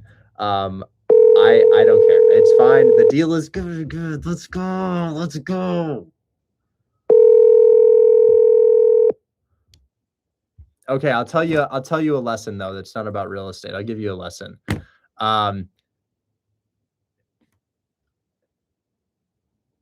When something bad happens, you're likely not reacting to the thing that happened, you're likely reacting to the assumptions in your mind that stem from that thing happening. Example. I lost my YouTube account at 98,000 subscribers. It was devastating to lose my YouTube account at 98,000 subscribers. But what was even more devastating is the pain that I put myself through by dwelling on it. I honestly, it's weird to say this, but I don't think about my YouTube anymore. I don't really think about it. It happened, and I beat myself up, and I beat myself up, and I beat myself up. And you know why I don't think about it? I got all the subs back. And you know what? This right here, what happened just now, when I lost this deal and I lost $13,000 in closing, I just let it ruin my trip. I'm at a wedding. I'm grumpy at the wedding. I'm angry at the wedding, and I let it affect me and I let it get to me. But it wasn't the actual event that got to me. The actual event is that the seller said they wanted to back out. What was affecting me is the story that I was creating in my head. I was creating a false reality in my head of, oh, I lost this deal, so now nobody in the Discord is going to think that wholesale is real, and everything's falling apart, and wow, I was going to use that money to fix this, and now I don't have that money, and oh, that sucks so bad. But none of that happened. None of that happened. I was creating false realities for myself, and I was reacting to those false realities. And I have found in my life, especially with this deal, that you don't really know what's going to happen. And if you can just maintain equanimity, which is ultimately just presence and feeling the physical sensations around you, like the actual feeling of the seat beneath you, the feeling of the clothing on your shoulders, you're not going to react to that stuff. And if you haven't ever heard of this before, I'm putting it really terribly, but so much of the time we don't react to the actual event. We are reacting to stories that stem from the event that haven't actually happened. So it can be helpful during a moment like that, even though I am the worst person to learn from this, because when something bad happens to me, I'm like, oh my God, end of the world. What am I going to do? I still worry about my company crumbling daily. Like literally daily, I worry about things falling apart, but they're all just in my head. And you should ask yourself, when something bad happens, what is true right now? The truth will ground you. What is true right now? And for my scenario, what is true right now was the seller is trying to back out. Rob Dial. Wow. Yes, that is exactly where I learned this. But yeah, I asked myself, what is true right now? And when I ask myself that, I find something has happened and it's distressing, but it's much less distressing than all of the other things that we're imagining around it. And you should know, I'm terrible at this. You're probably better. You're probably better at this than I am. But I need to learn to not react to false imaginary futures. So I'm very, very happy that happened. Very, very happy that happened. Let's see if we can get another one done. I brought up Michael here for a brief intermission because Michael is new to Hold My Hand Wholesale, and he thinks I'm an absolute crackhead after watching me for the last hour, and I would probably think the same. But if he's still willing to listen, Michael, I want to help you get started, man. What are you confused about? Oh yeah, I'm new. I just started like 3 days ago, and I'm just still going through all the material. I just wanted to know where's it a good spot to start? Like Section 8, turnkey distress, or fix and flip. That's all I currently know right now. You know what's So a I good need place to someone start? So, cash deals are great, but you're going to cancel a lot of contracts if you don't exactly know what you're looking for.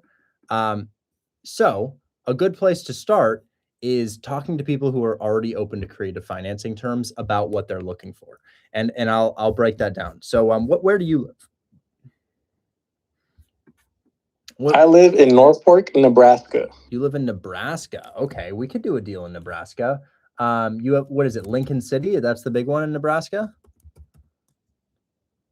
Yep, Lincoln or Omaha. Those are the two big ones. Oh, right. I own in Omaha. Okay. Lincoln, Nebraska. Okay, so I don't know how big these areas are, but can you see my screen? Yeah. If you go here and you look up seller finance, you'll see a couple houses, and don't click on the auctions. Anything that has a decimal is an auction, and it's not actually a seller finance opportunity. They're just writing things in here, and we might need to go to a bigger area to find this. Let's try Omaha. Might even need to go to a bigger area than this, but these are all auctions. Auction, auction, auction. No auctions, please. Let's see if we can get rid of auctions. No auctions. Okay, we got rid of auctions, and that's a lot. And that's a multifamily. And this multifamily says possible seller financing with 20% down. So a good place to start would be calling somebody like this and saying, yo, what are you looking for? Because I can put close to 20% down, man. I can put pretty close. So let's call. Watch this. This is the easiest thing in the world.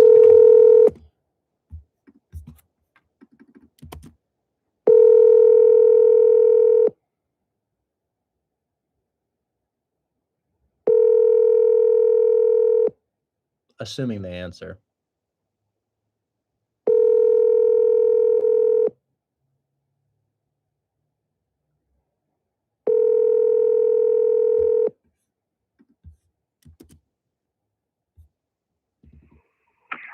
Hi, you've reached Michelle Kroll.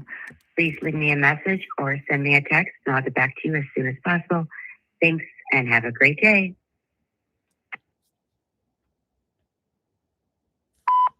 Hi there, Michelle. My name is Richard Taylor. I'm calling about the listing that you have for sale in Bellevue, Nebraska. I'm a landlord here in Omaha. I have a 5-unit that I bought on seller financing terms about 2 years ago. I've recently come into some more money off of a fix and flip, and I'm trying to acquire another one. I understand you guys are looking for 20% down. That's pretty close to what I put down on my other one. I think it was listed for 400, and I think I put down 55 or so. So I think I can get pretty close to the 20% down that you guys are looking for here. The money that I'm able to put down on this right now is 30,000. So I don't think we're tremendously far off. That's the money that I need to allocate. So yeah, it's a bit of a 1031 exchange situation. I'm hoping to pour it into another seller finance deal here. But yeah, I think that the deal would loosely look like I'd probably give you that asking price. Wouldn't negotiate on that 219,000. Try to give you the $30,000 down and then monthly payments for a period of time. I'm not sure what term length you guys are comfortable with. But I did it once in Nebraska. I'm hoping I can do it again here. Anyways, just wanted to give you a call and see if we could talk terms on this. Thanks so much. Bye-bye. So now when you're typically seller financing, you have to convince them to do seller finance, but there's a very select amount of people who are already open to seller financing terms. And we can just call those people and we can be like, yo, let's talk terms. Let's talk terms. What are we looking to do here? And I just kind of made them an offer over the phone. But what I'm going to do to get you started is I'll take you along the process and we'll go 50-50 on this deal if I get it done. So would you mind sending me your cell phone number so that we can reach out to the realtor together and then schedule a call with her tomorrow? So let's see if we can make it happen. Now, guys, when I make a cash offer, I'm like, oh, no.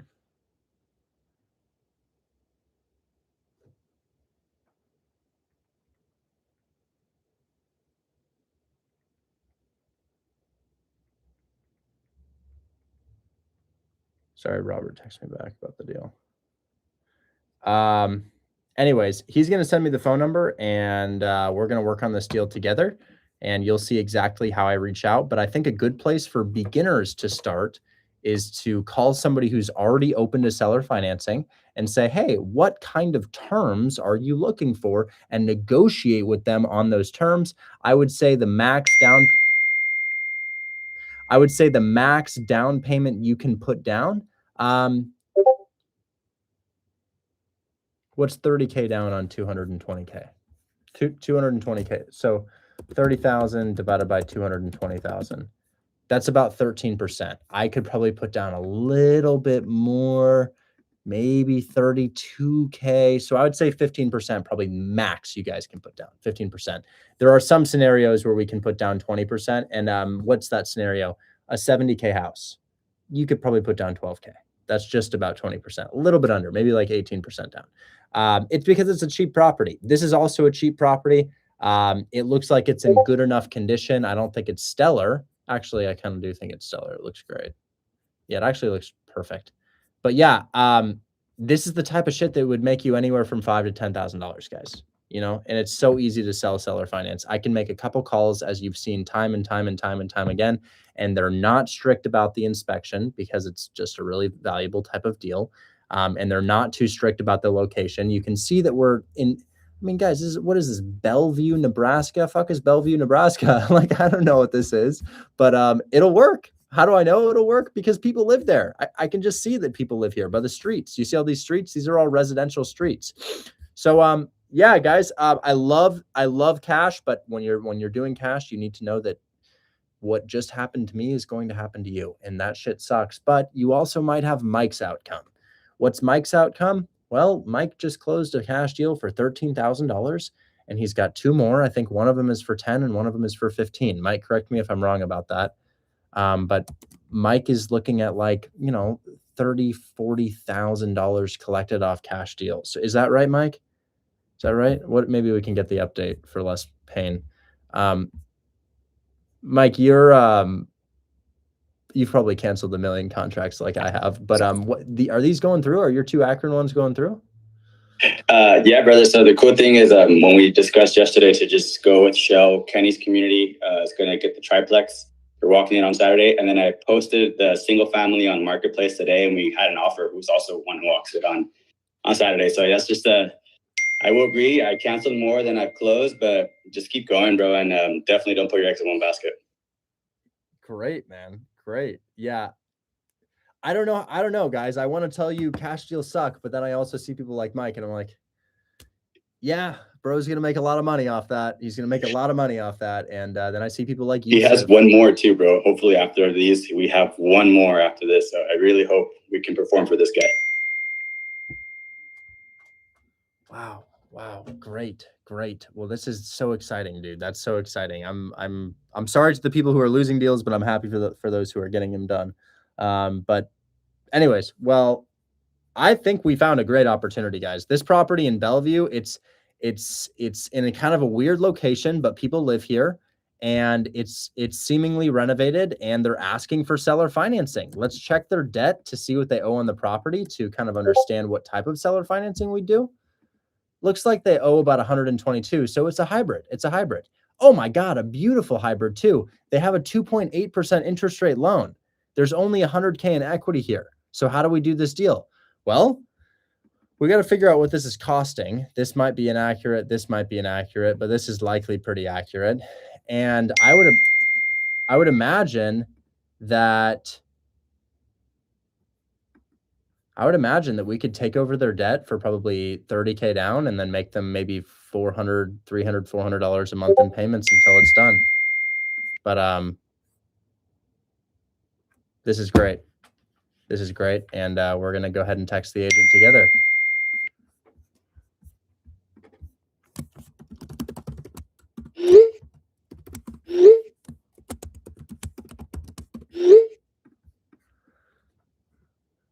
Okay, so I'm going to text your phone number. Sorry for the dings, guys. My apologies. So we'll text his phone number. And then I also want to see if you have any more questions about what I just did here, because I know we did that really quickly. So there's your phone number. We're going to grab the agent's phone number. The agent's name is Michelle. Here's her phone number off of Zillow. And what we're going to do is we're going to text Michelle, and I'm going to say, oh, is her phone number? Oh, shit. She has an Android. I got to text you on my phone, not my computer.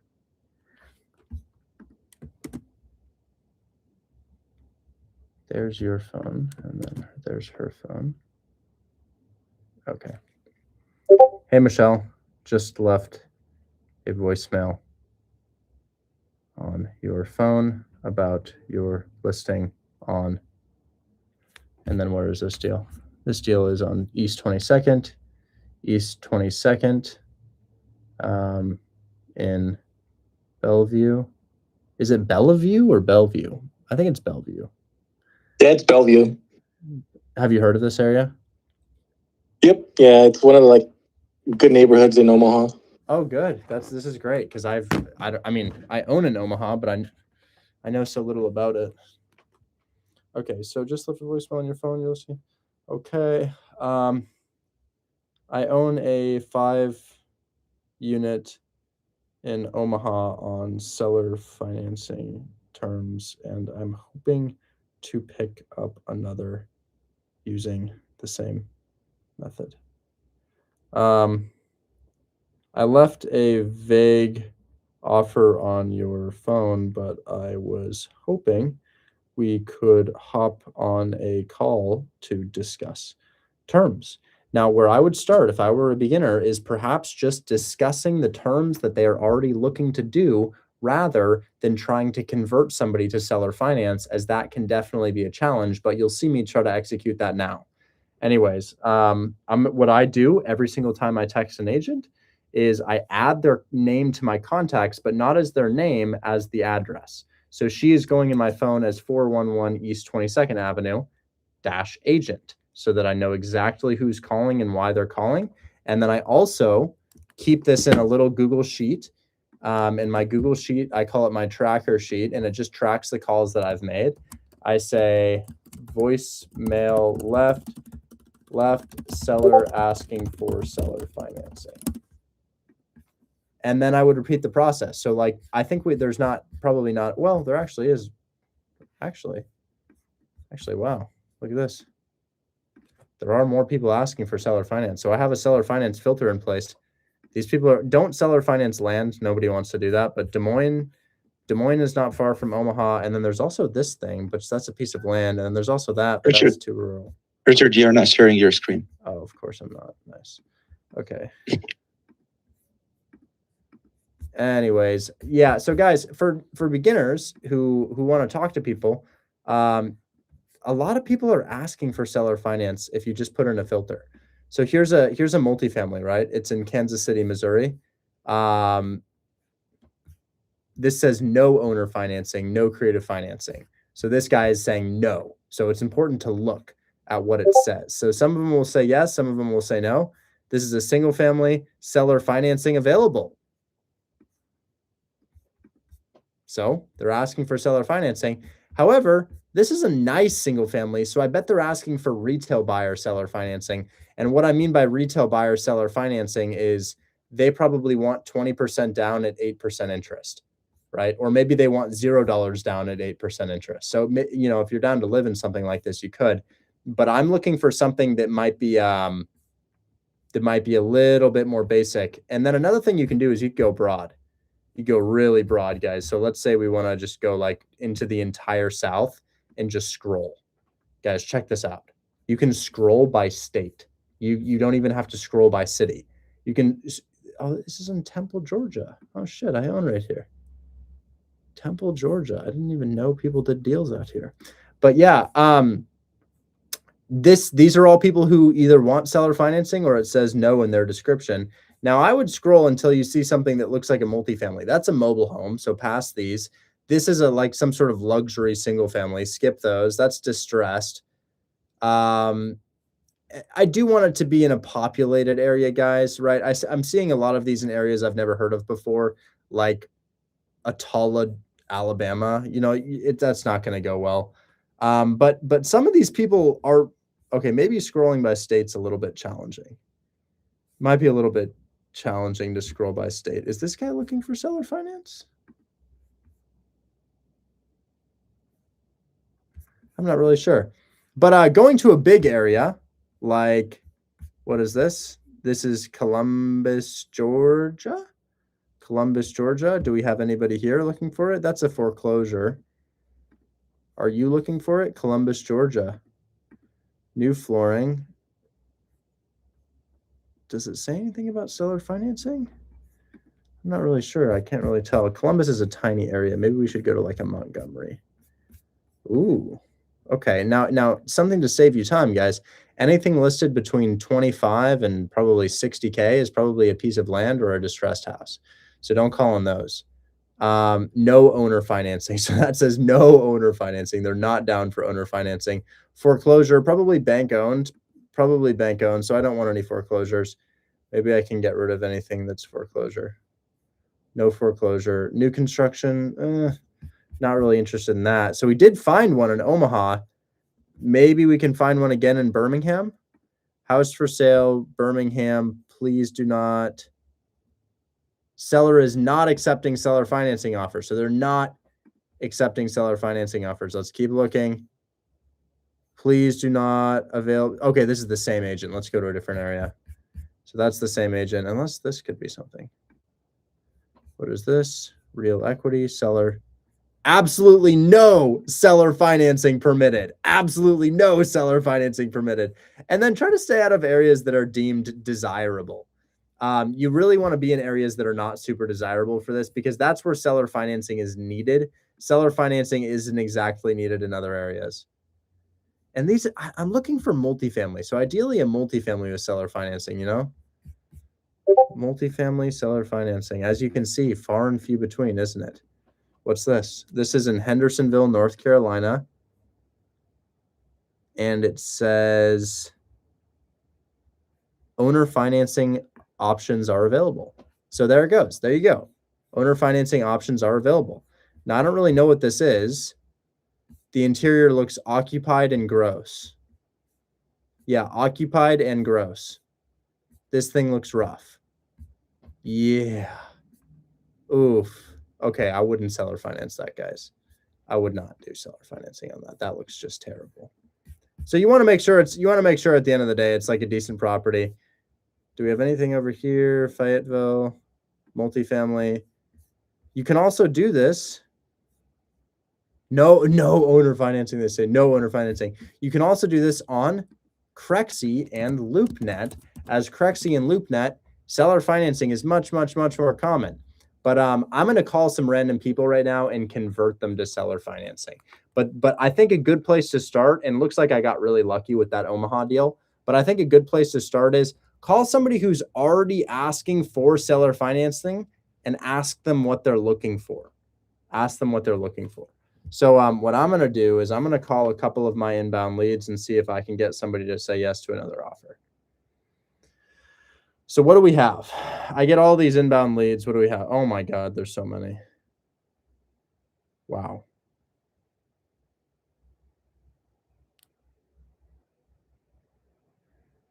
Marshall, Minnesota. Wow. This guy's got a 3% interest rate mortgage. In Claremont, Florida. I don't know what that is. It does say pending, though. It looks like somebody else acquired it, maybe. Okay. This one's in Cincinnati. So I own a house in Cincinnati looking to sell last year, but ended up renting it. 12-month lease through November, month to month. Here's the address. So this might be something here. Cincinnati's a good market. So it's an off-market deal. 12-month lease through November, month to month. Renters are terrific in property and taking great care of the property. They're currently paying $2,200 a month. My mortgage is $1,580 at 3.5%, and 6 years through on a 20-year loan. Curious if you're interested in taking over the mortgage on this. I was looking to sell it last year at $320 after I put a new roof and a shit ton of work into it. Don't need to use a realtor, so don't have to worry about commissions on this. I do have homeowners equity loan on it, but I would pay that off with proceeds. Personally, I just want the cash at this point. Don't want to deal with it anymore. Been watching your videos for a while. Great. That was on Monday.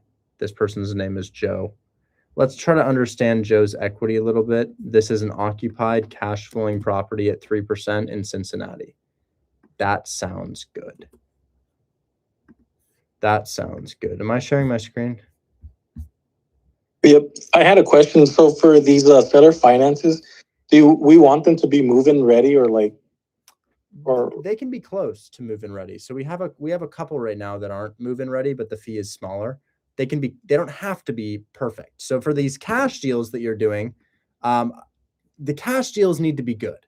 They just need to be really good, unless they're a fix and flip. Like if another place you can look is you can search for me. So I'm really hungry for another fix and flip, as this one that I'm looking at now, and I'll even show you the one that I'm looking at if y'all try not to steal it.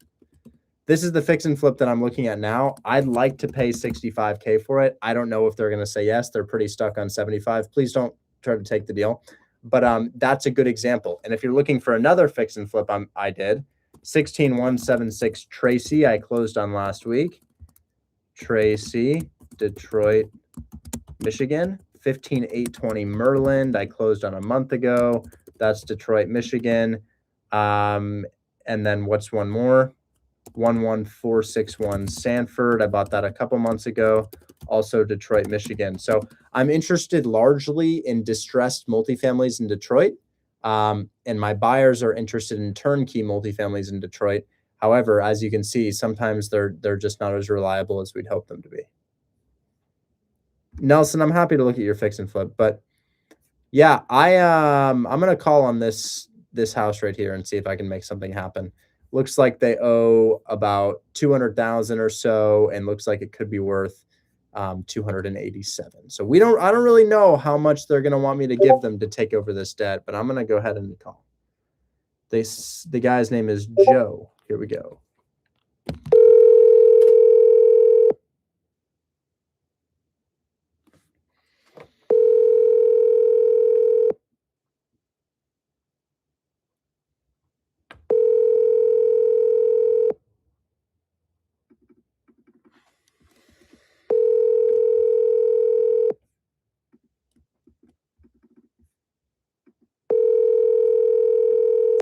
Your call has been forwarded to voicemail.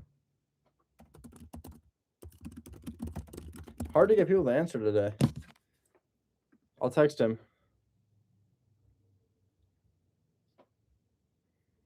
This guy is 4170 Trebur Ave dash seller.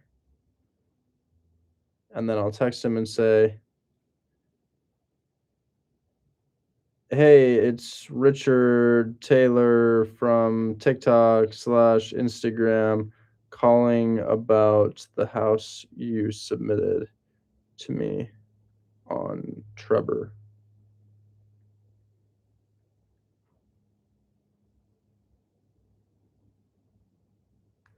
Okay. The next one, Mineral Wells, Texas. Oof.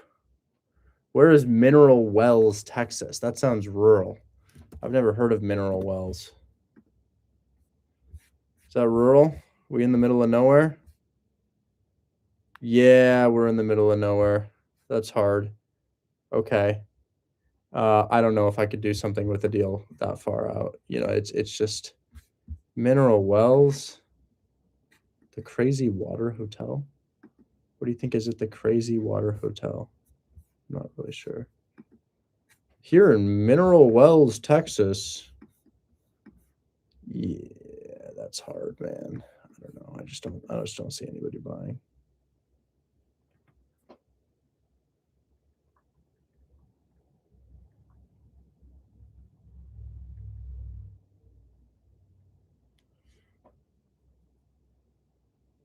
Okay, next one is in Morristown, Tennessee.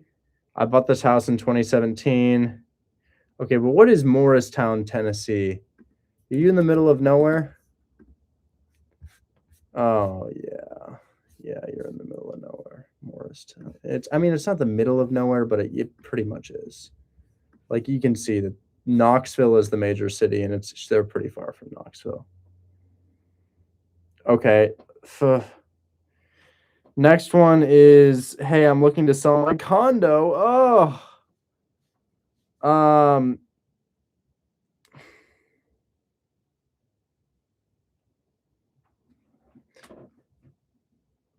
Juniper Ave, number 130.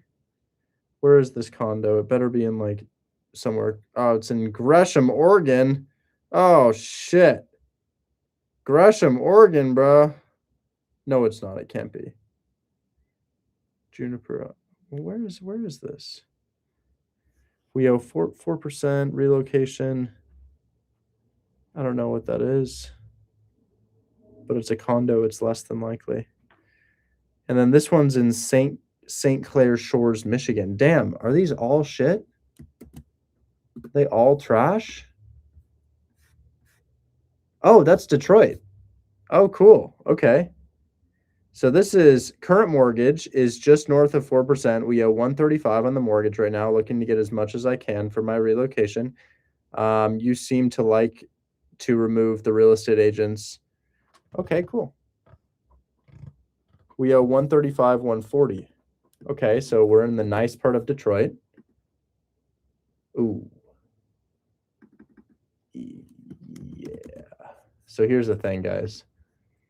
If you owe 140K and your house is worth 250, why are you taking 25K down? Yeah. That's hard. I don't think that one's worth calling.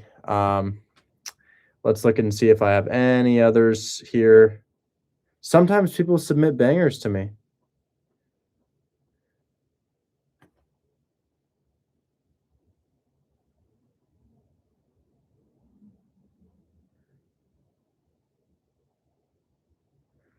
Well, okay. Yeah, I think that's what I got. I thought there was another one. I'm going to make a couple more calls, and I'm going to do some Crexy calls, guys. Or should I do Zillow calls? Should I do Zillow or Crexy? Oh, we got a lot of people on stage to talk to. Maybe one more call. Or LoopNet. LoopNet. For sale. What should we look for? Okay, all filters. For sale, is there a seller finance?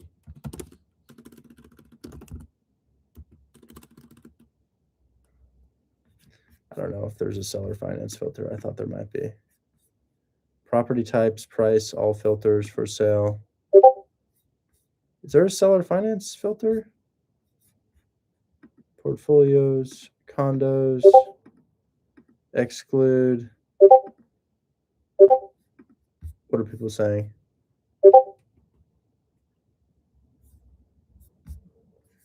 Okay. Let's see what we can find, guys. So, I want to make sure that we're looking at the right one. So multifamily, and then we're in Indianapolis right now. Indianapolis, 9 multifamily property portfolio. 5-unit apartment building, 475. I'm not as familiar with this platform. 3 multifamily properties, downtown Indiana. Okay. Exceptional opportunity to acquire a fully leased 3-property portfolio. Okay. Cool. I wonder if we could get all 3 of them. Okay. Yeah, this looks good to me. So I'm going to call on this thing. I don't even have the address. I don't even know what I'm going into. I'd love the address. Okay. Well, property name and address. Okay, cool. Well, we can check them on PropStream before we call. I always like to know what I'm going into equity-wise so I understand what offer to pitch.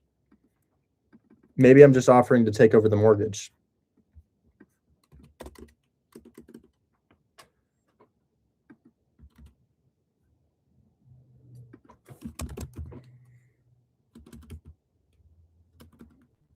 Okay, we don't have an address on that, do we? All right, didn't show up. Oh, we forgot the 9. 9. Well, I think they probably do have a mortgage on it. I don't know where it's at right now, but I'll go ahead and give them a call. We'll see. So I'm kind of going into this blind here. I guess we should start by seeing if it we'll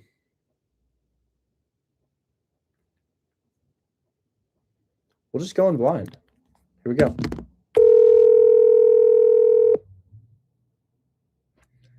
Tom Cruise is legit. Hello? Hi there. My name is Richard. I'm a landlord in Indiana. I was calling about the 3-property portfolio in downtown Indianapolis listed on LoopNet. Correct. How can I help you? Is that thing still available? I was curious about the rent. I'm talking to my lender right now about getting pre-qualified for these, but he's asking me some questions I couldn't answer. I see that they're fully leased. Do you know what they're bringing in per property? Actually, right now they're not leased. The lease ended 2 months ago. Understood. I need to update the listing because the lady, that's why they were in the market too long. The lady, she was doing Airbnb out of there. So she was paying me a fixed monthly rent. Since she was doing Airbnb, she will not let people to see the property. If somebody wants to see it, she will cancel the appointment, and I couldn't sell the properties. So that's why I'm like, I had to let her go so I can go and, it's so much easier when they're vacant. Interesting. So what you're saying is we can look at them now because it's vacant. Yeah, you can. Correct. Excellent. Now I understand you guys weren't using it for this purpose, and I can definitely estimate it if you don't know off the top of your head. This looks to be in the nicer part of Indianapolis, and I was thinking that you could get some pretty decent rent here. Do you know, I guess, what type of properties they are? Are they duplexes, triplexes, quadplexes? Yeah, so those two, 950 and 952, there were two townhomes. One is 3-story with 5 bedrooms and 3.5 baths. Another one is 2-story with 3 bedrooms and 2.5 baths. And then the third one is also 2-story and has a partial basement. That one has 3 bedroom and office and has a 2 full baths. Okay. Now are these, I see that they're advertised as multifamilies. Is it that 950 and 952 North California are 2 attached townhomes, almost like a duplex? Yeah. Correct. Understood. And then the layout of West 10th, is that a standalone townhouse, a single family, a duplex? It's a single family. It's a single family house, but they're basically on the same lot. They share parking. All 3 properties share one parking lot, but that one is facing 10th Street, so it has a 10th Street address. Okay. What do you think that they would get for rent here? I'm not very familiar with And then before I get to Airbnb, that these 2 properties, 9 California properties, are new build. They were completed building in 2019, and then 609 was totally rehabbed like in 2023. And the rent when I had a student in, the 5 bedroom was like $3,500 a month, and the other one was $2,450 a month, and 609 was $2,150 a month. Okay, got it. $2,150. And I'm so sorry, I was doing my mortgage while you were saying that. $2,150, and what are the other 2? 2450 was the 952. And then 3,500 for the 950. Got it. Okay. So I wonder if we can get this done. Here's what I'm thinking. My mortgage on $1.3 million, their asking price, is going to be costing me about $8,500 a month. And now obviously those numbers added together, they're about $8,000 per month. So my lender, the nature of investment loans is that if my mortgage is above the rent, they don't qualify you. Is the seller open to a short-term financing arrangement if we pay your commission? That depends on how you want to structure that. And if they do it, they probably want at least a 35% down. Interesting. Okay. I'm looking at 20% down with my lender. So I'd probably be closer to the 20% down on this. But I guess the reason I ask is because every investor who intends to get a loan on this would kind of get declined based off of the mortgage being above what the house would rent out for. So I was calling to do it conventionally, but I guess I would pivot to seller financing just because of that situation. Do you think it's worth presenting it with a down payment closer to the 20% range? I mean, you can go ahead and send me over your structure your seller financing, and you can go ahead and email me, and then I can look into it and present it to them. Okay. Yeah, it'll definitely be at least 6 figures down. I mean, they'll be getting a good down payment here. Okay. Would you mind texting your email to this phone number, and I'll send you an offer with some proof of funds on it? Yeah, sure. Great. I will. Thank you so much. I appreciate it. Okay, thank you. Talk soon. Okay, Bye-bye. bye. So we'll go after all three of those, but that's you know, that's the perfect example of where you would want to pitch seller financing. And what I mean by that is how would you get a loan if you're not seller financing? I mean, maybe you could put 50% down, but it's not an effective use of money to put 50% down on a purchase for real estate when lending products are available with such lower down payments. So the only person who could buy that is a cash buyer. You'd have to spend $1 million in cash to buy that. And the reason is because a DSCR loan, which is the type of loan that you use to purchase a property for investment purposes, stands for debt service coverage ratio. And you can think of that acronym as, if your mortgage is covered by the rent, we give you the loan. Debt service stands for mortgage. Debt service equals mortgage. Coverage is the mortgage covered. So that's the type of loan that people use to buy these. Now, if that loan is qualified on the basis of cash flow and there is no cash flow, you're not getting qualified. So when you call on a multifamily property that really could only sell to an investor, but it doesn't work for an investor, you have a real in to pitch seller financing. And they can't really shut you down and say, my seller doesn't want to seller finance, because it's like, what else would we do? Right? What else would we do? So I'm going to go ahead and send her an email with an offer here, and we'll see what happens. But I find that 10 conversations like that yields one of these deals. And I'll show you what I mean by one of these deals, because check this out, guys.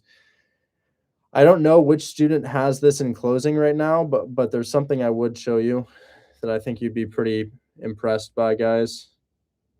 And that is this right here. This is a $30,000 5-unit in closing. $30,000 as an assignment fee.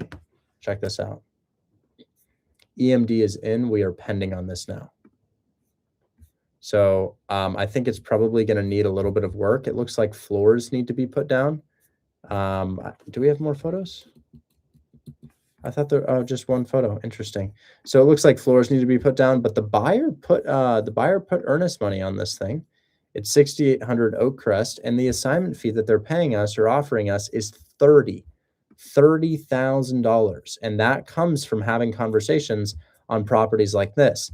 Now I'll share my screen as I write an email to this realtor and pitch this offer here. Closing extension June 11th, 6743 Covert Avenue. That's my deal.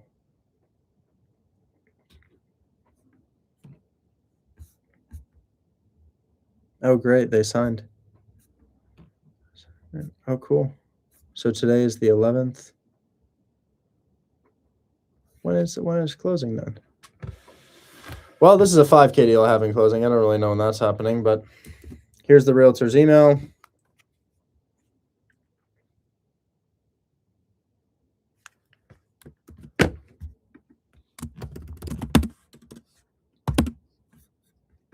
What are they referring to this? They're referring to the portfolio as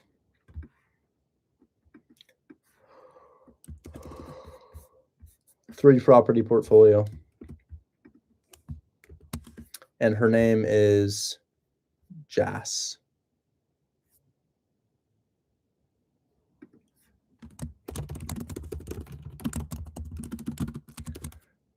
Thank you for your time today. I submitted the rental figures you mentioned to my lender, parentheses, $8,100, $8,100. And they shared with me that my loan payment,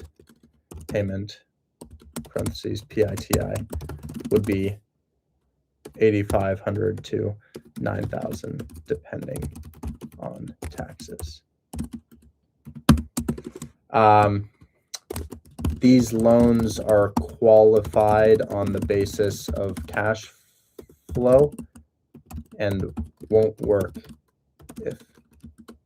I could just, that says enough. These loans are qualified on the basis of cash flow.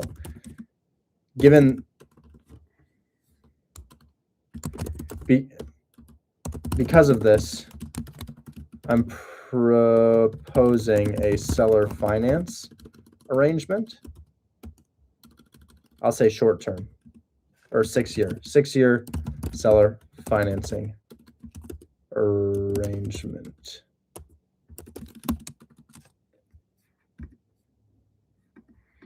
Now, should I add interest to this or should I offer over list price? That's a good question. I feel like they're going to want some interest here. So what could I do for them? That's the hard part about interest, guys. I'm going to probably put down 150 on this. And as you can see, it's negatively cash flowing with pretty much any interest rate. I mean, even a 1% interest rate, guys, would result in $5,000 in monthly payments, maybe more with taxes and insurance. So what do I think about this? Well, I came up with this idea when I was probably 21 years old that when a house doesn't cash flow, what if we just pay interest in the form of offering over their asking price? Because a 1% interest rate is never going to get accepted, right? But a 0% interest rate could get accepted if we just don't really mention it. Somebody says, Richard, please finish what you were saying about Tom Cruise.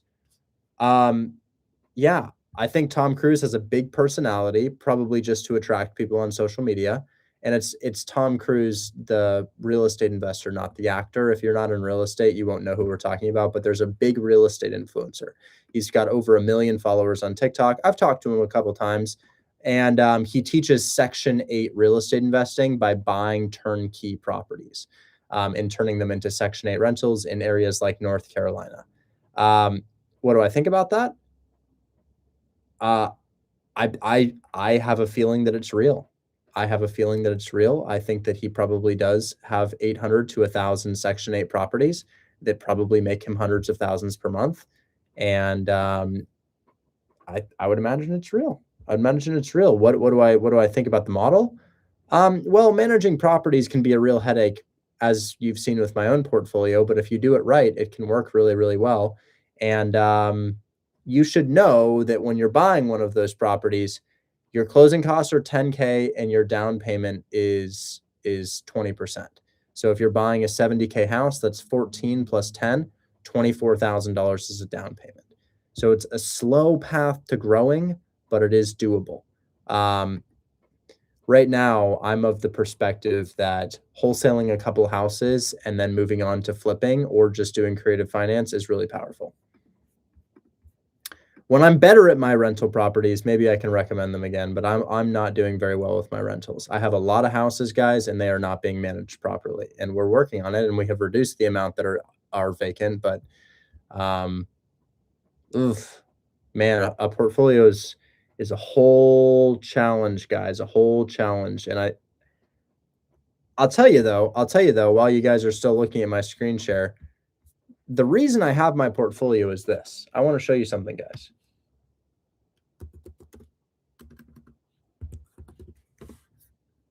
This is one house I have. This is one of my houses. It's for rent right now. It is in Memphis, Tennessee. I bought it for $18,000 down 2 years ago. I have a 2.7% interest rate on this. You know what the house is worth right now? Well, I'll show you what I owe on it, guys. Check this out. So $18,000 less the purchase price will equate my balance at the time of closing. So my balance at the time of closing was $270. I owed $260. So I owed $260 when I bought it about a year and a half ago, $260,000. So I have probably paid down my $260 to about $253 in that time. And the house is worth over $360 right now. I have $100,000 in equity. So yeah, there's a way for you to see my screen. You click the link in my bio. I sell access to my screen share via the link in my bio. But I bought this thing less than 2 years ago, guys, for $18,000 down. It was low equity at the time. And it just happens that this market has appreciated strongly since then. So if I look up the zip code and I look at up the properties around it, guys, I owe 254 or 253 on my mortgage. Let's find out exactly where this thing is, because that's one of the reasons I have rentals, guys. My rental portfolio is probably worth anywhere from $6 to $7 million. And this is security. So when I made lots of money, I put it into property. And I kept doing that. And that has allowed me to grow sufficient equity in my portfolio, and it's just going to keep rising. So let's figure out where this is really quickly. We've got this interesting shape between highways. There that is. Okay. So my property must be right about here. And let's figure out what it's worth. For sale. Reset all filters. We are a 2.5 with 2,000 square feet. That's a single family. That's 3,000 square feet. So we're not, that's a little bit high. Is that a distressed house? Oh my God. My house might be worth a lot if this thing is for this price. Holy shit. Look at this thing. This is a teardown listed for 260. Isn't that crazy? Oh my God. Burn it to the ground. Burn it down. Burn it down. Burn it down. Yeah, no. Burn. Oh my God, that's terrible. So I don't actually know what this is worth. Oh my God, is that a 2-1? Holy shit, 2-1 for 275. 3-2? What is that though? Is that a house? I guess. Oh, wow. Yeah. So that's 400K. Okay, that's not what we are. Well, I just want to find out. Okay, so we're on Harvard Ave. 360. Yeah, that's pretty much what we are. Yep, PropStream is right. This is an average house for same square footage, similar bathrooms, not really renovated, for 360. Wow. You've got another one right here for 375. So while my rentals may be losing money monthly,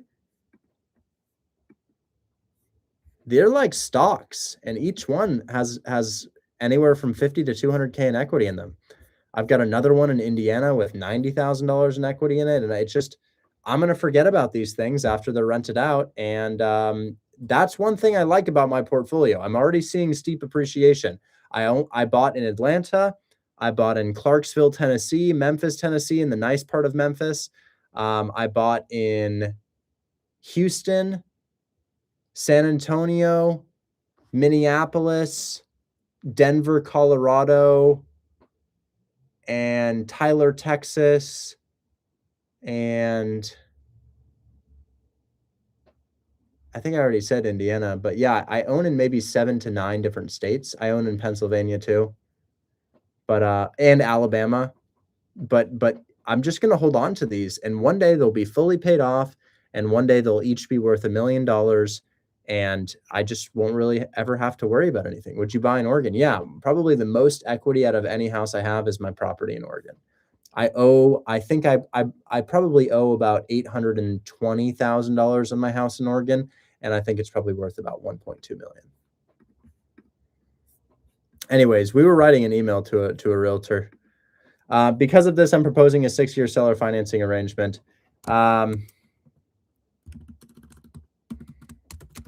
I'd offer your client 1.4 million to incentivize the deal. Price 1.4 million. Down payment. I'd give I'm going to say down payment to seller, agent commission paid. By agent commission paid, maybe we offer the seller $125,000, and maybe we offer the agent $30,000. And then we'll say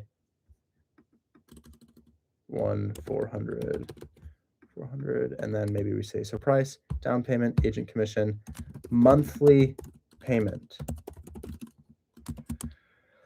Likely, well, if it's bringing in 8 and I have 155 down, 8,000 taxes and insurance are probably at least $1,500. So maybe call it $8,650 multiplied by 0.9 or 85. That becomes 6,800, and then maybe subtract the $1,500. So the property makes probably 5,300. We could probably offer them 3,000. 3,000. That would mean 2,300 is what we make times 12, 27,000, and then divided by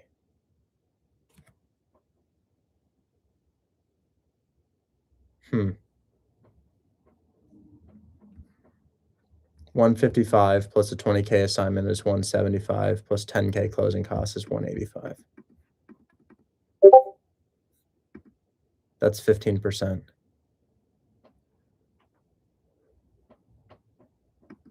$2,500.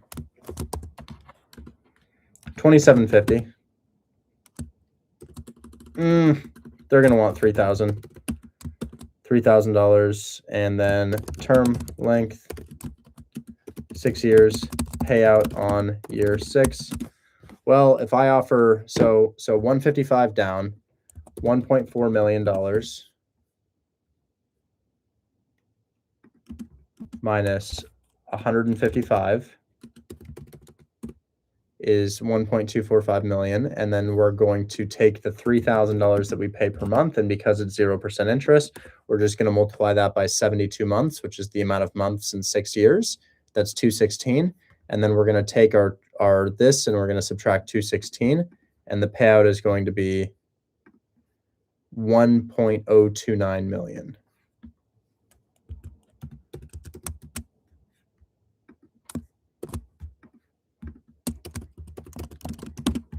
And then I will update your proof of funds that you guys have.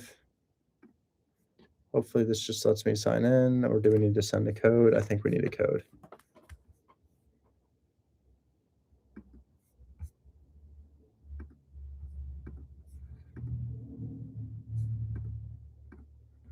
And this math is mentioned in the seller finance course, if anybody's curious about it.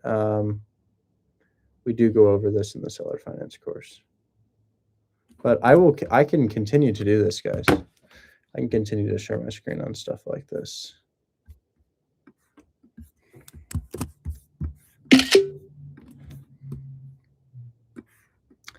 And that has been sent to the realtor, and then I'll let them know.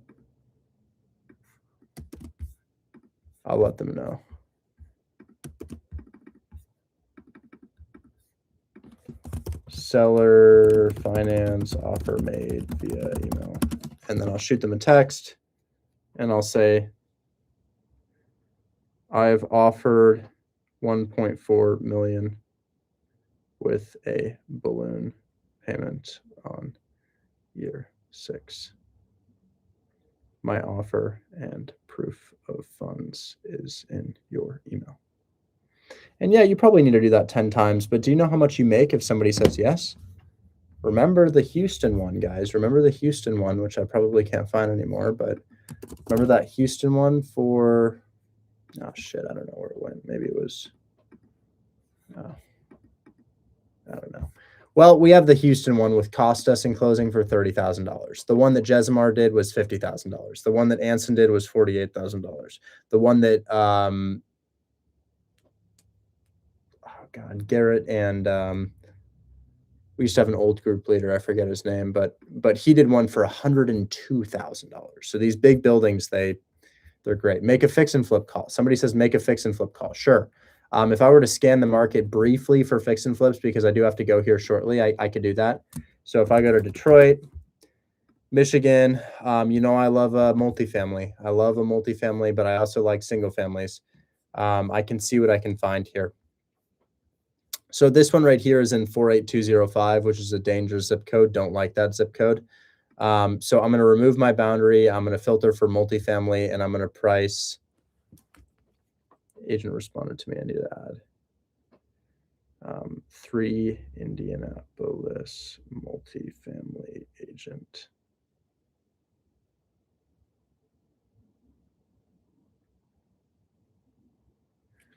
Okay. So if I'm looking in Detroit, I mean, I skip anything like this, guys. This is like a teardown. you know, we're not interested in that. And if I price newest, if I filter by newest,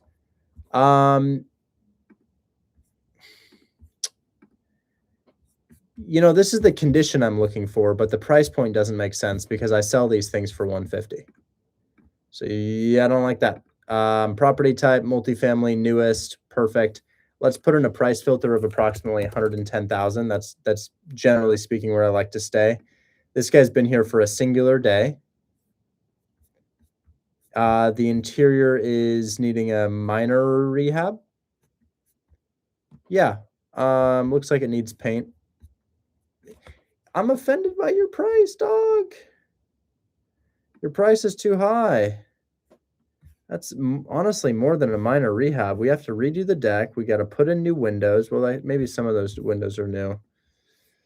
Yeah, this is still going to cost me like 40K. That's still going to be like a 40K job there. So I don't know if I like that price that they're asking. I might want to get that closer to 70K. So let's see outside. What? We don't have any street views. I do want to see the street view.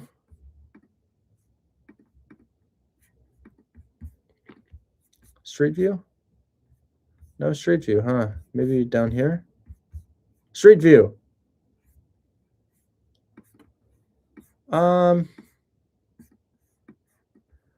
Yeah, I mean, it suffices. I wouldn't say that's great, but it suffices. So that's fine. I don't know, guys. I'd sell this thing for about $160,000 just based on cash return. That's probably what I would get. And yeah, you know, we need a new kitchen. Yeah, it's like a 50K job, guys. So it just, I'll be real. I probably need to get this thing at like I probably need to get it at 60, 65. So I hate their price. They'll lower the price over time. One day on Zillow, but that thing looks wrecked. Or is it?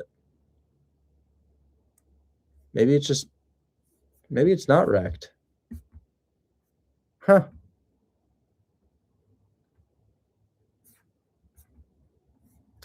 Their price is still bad. We'll see what else we can find. And then this guy I loved. I loved this house. This was perfect for me, guys. This is the right price, the right everything. The rehab is still 40, 50K. And you know where it went wrong? The neighborhood, surrounded by abandoned houses. So that was really good for me, but surrounded by abandoned houses. What do you? No photos of the inside. I'm scared. No photos of the inside. Yo, is this a quadplex? What's this?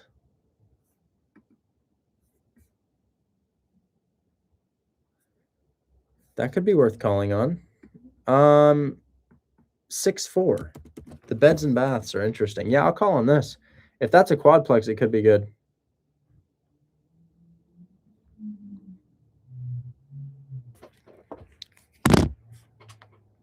Yes, you can use AI to find homes. Yeah, Royal Foundations will talk.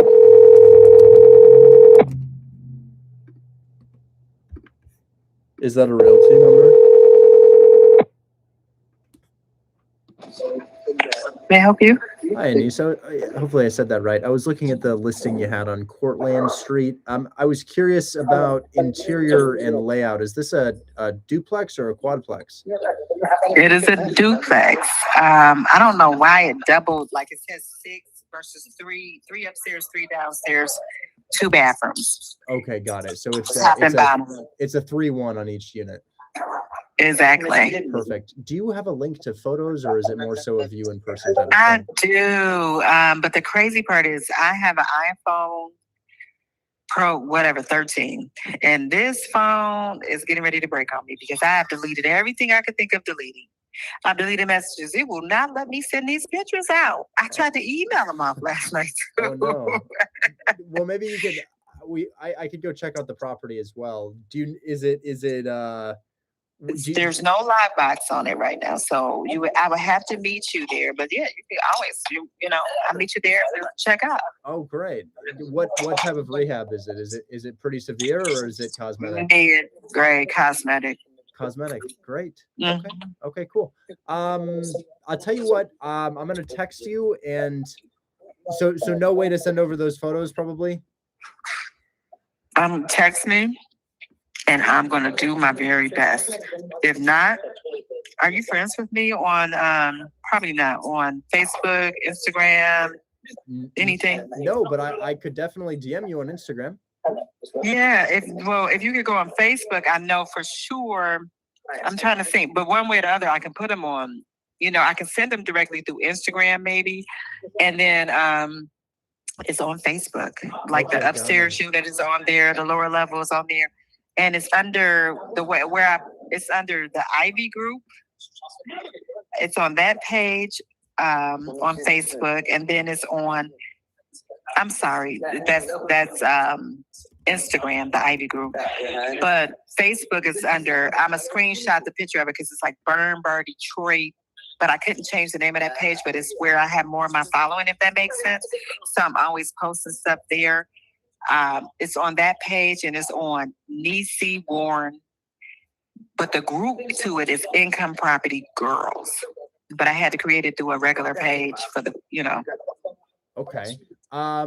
Yeah. So I'll screenshot you the pictures so that way you can look it up and then you can see those and then we can meet you at the property. Okay. Okay. I guess I'll tell you what I'm doing on this just to see if it's worth it. I sell these things to a set group of buyers that almost always pay between 150 and 160. If I can get this rehab done for like 20 to 30K, I can probably be pretty close to the 100, but chances are I'm closer to 80K on this if it's a cosmetic rehab. Okay. It is a cosmetic rehab. Okay. Okay. Well, maybe I can have my contractor meet you at the property tomorrow and we can assess the rehab budget. He'll give me a number and I'll give you an offer with no inspection, earnest money, day one, non-refundable. I like that. Okay. Well, I'm trying to think about tomorrow. I need to make a phone call because I had a commitment that was supposed to be from 11 to 11 p.m. almost to 2 a.m. tomorrow. My whole day is shot. Oh, wow. On that particular Friday. So let me see if that commitment is still happening. If not, I can meet you there. Okay. So let me give you a jingle back in like a few minutes. Perfect. Thanks so much. Let me know. Thank you. Okay. Bye-bye. I don't know about this. We'll see. Maybe yes, maybe no. It's hard to say without photos. So I'll add her to my contacts here as the address, not the name of the agent, just address-agent. And I mean, if I were a wholesaler, guys, and you got this under contract, it would be nice to see you have this at 70, and I could give you $5,000 to $10,000 as a finder's fee on that thing. This area is interesting, isn't it? It's like, it's not bad. It's not bad. It could be worse. You know, I don't love it. But it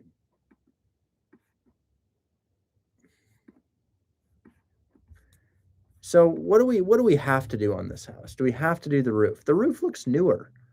That looks like a newer roof to me. I think that's a newer roof. And then the siding, we've got all of this moss on here, or this ivy on here. Yeah. I don't know. I'm oh, interesting. That is a new roof. How do you I caught a very interesting photo here, guys. Check this out. Look at this. This is this guy's younger version of himself. This guy's walking down the road and he's walking past the younger version of himself. But check this out. If you zoom in right here, do you guys see the roof? Same color right here, same color right here. And then you go back, you can see the area's changed a little bit. If you go forward, right? Area changed. The roof now has these lines on it, which means that this roof was done since 2018, meaning that we likely don't need to do a roof on the property. Another thing I noticed is that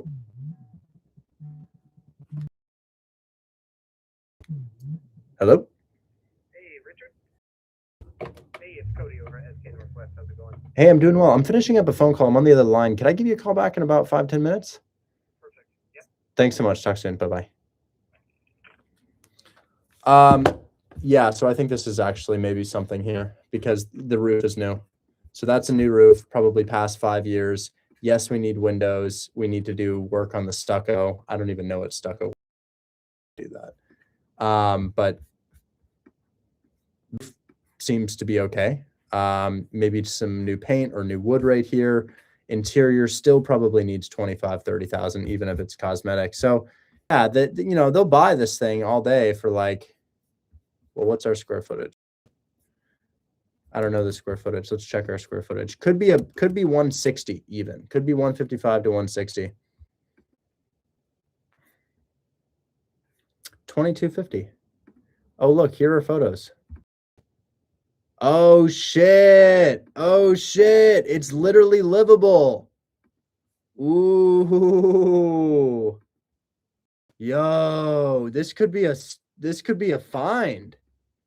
That could be a find and a half. New roof, livable interior, 80K buy. Are those vinyl windows? Yeah, but they're a little ugly. Wow, 80K buy. So you're probably looking at, guys, I bet the rehab's 30. I bet the rehab's about 30. So if I bought it at 80, if I get this for 80 and I put in 30 and I've got 10 in closing costs.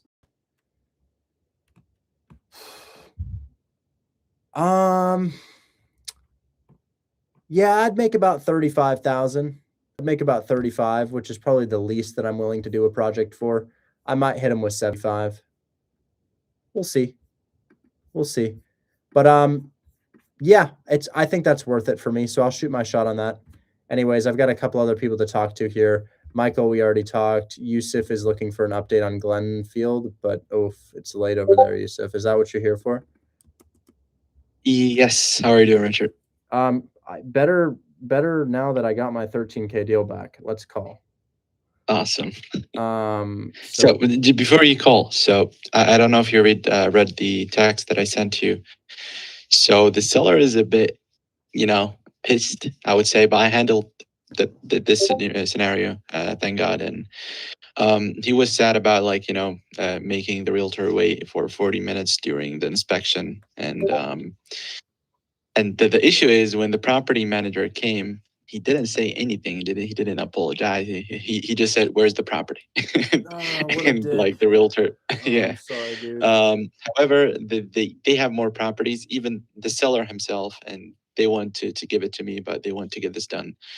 I wanted to show good faith, and he wanted also to have the seller to have like a good faith in us and to send the EMD. I believe he told you that we can submit the EMD on this.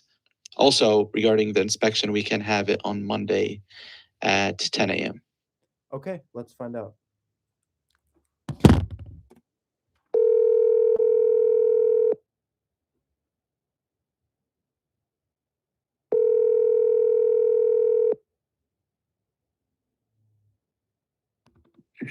Hey, Richard, what's up? Hey, for Glenfield Street in Detroit, your guy, Muhammad walked it. It's a single family at 65. I think you said the walkthrough looked good.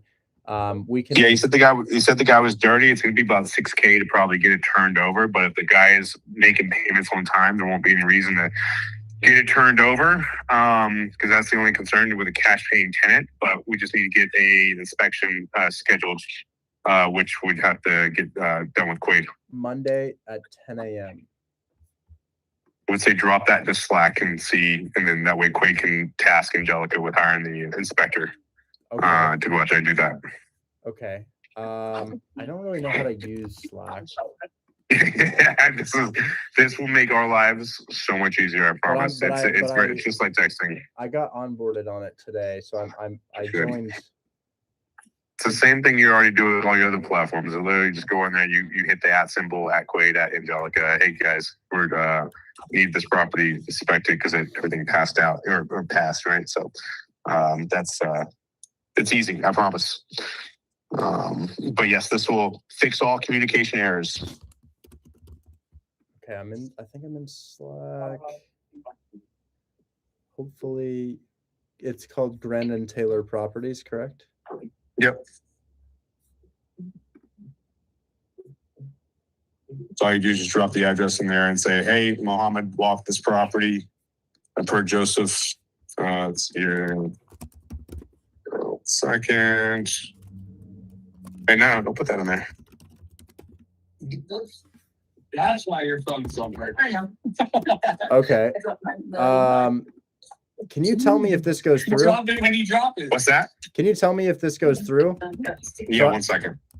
So I just added everyone.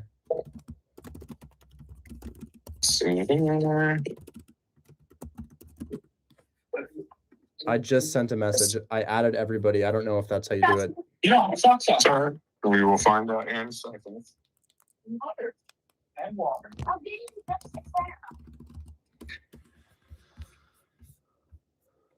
What is it, baby? Are you gonna call me dad? Or are you going with mom? I think dad. You know, I can just call Quaid and tell him.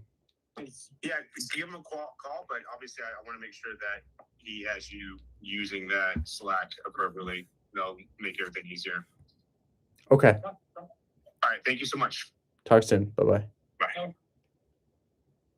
I'm not familiar with Slack. I use Monday. I'll ask about North Lawn.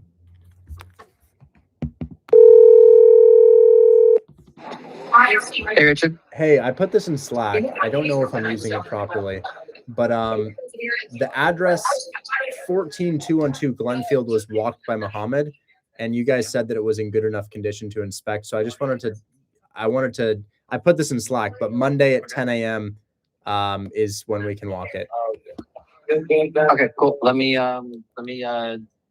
Nate with our inspector and dig into this. I'm familiar with the property. I've seen the name going around and so forth. Let me follow up on this and get this coordinated. Okay. Yeah, Glenfield, and then you guys walked North Lawn yesterday, seeing if you want to schedule inspection on that. Let me follow up with Mohammed on that one, and I can look into that and get that set up for inspection as well. Okay. All right. Okay. Thanks so much. Thank you for doing that, and I'll check Slack as well right now to confirm that looks good. Yeah, I might be in. I don't see your guys' names in Let here. me just check. 1 second. Let me go Slack. I don't believe. I don't have a message. Let me tag you. I don't see that you've actually joined the channel. I must have put it in a different channel because I see it right here on my screen, but it must be a different group that I've already had open. I'll text this over to you so you can kind of just see what it maybe it looks like. The channel's name is called Hold My Hand. Hold My. I misspelled that.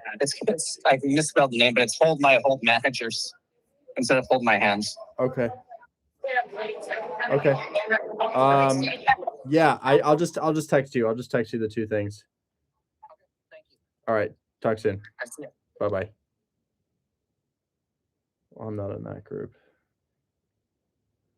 Glenfield inspection is available on Monday at 10 a.m. I'm saying the right time, right, Yusuf?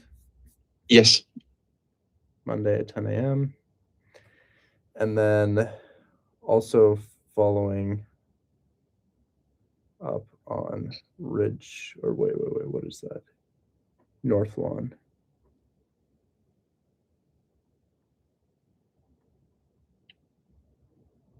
Okay, I'll continue to poke and prod. I can see that they've put me in their group now. There we go, accept invitation.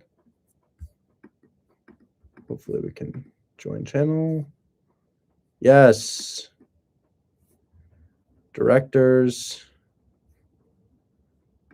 Geez, how the hell do I use this thing? I don't know how to use this. Do I just add everyone? QU. This is not the time for me to do this. Geez, I don't know how to use this thing. Yeah. Okay. Well, I'll have to work on that. I texted it to them. I got you. And regarding Apple-Line, you sent me the check today, so we are good about it. You got paid? Yep. Good. Good. Awesome. And we have a deal Also, you did walk into the deal before, and you sent an email. It's a mortgage takeover. Pam, if you could come up and talk to about it. It's my deal and Pam deals. It's bringing in $15,335, and monthly payments for all of the buildings are $10,000 and $10,100, if I'm not mistaken. You sent an email, and we were mainly working for this deal as an equity carry method. However, they didn't like something on the deal structure. And when you sent an email, I don't know if you remember that you sent an email. They really liked it. They really liked how you said about the lawfully foreclosure, and they want to discuss more about your way of getting the deal done. Can I call them tomorrow? Yeah, absolutely. Yeah, I will just Yeah. try to get things wrapped up tomorrow for you, and to have all of the numbers in front of you too. Yeah, come back and talk to me tomorrow, and I'll call then. I gotta head out here soon. Gotcha. Alrighty. I appreciate your time, man. Thanks. All right, talk soon. Bye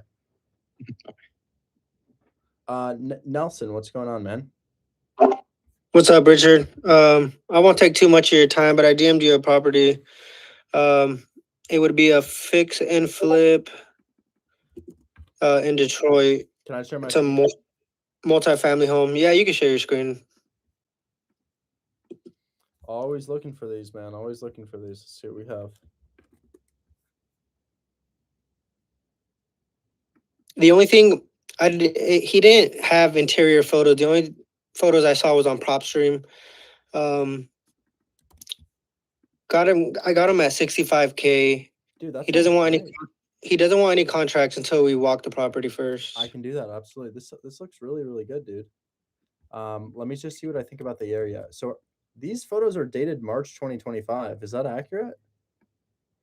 I saw that too. I'm not too sure. He did tell me the only issue is that there's a squatter in the house.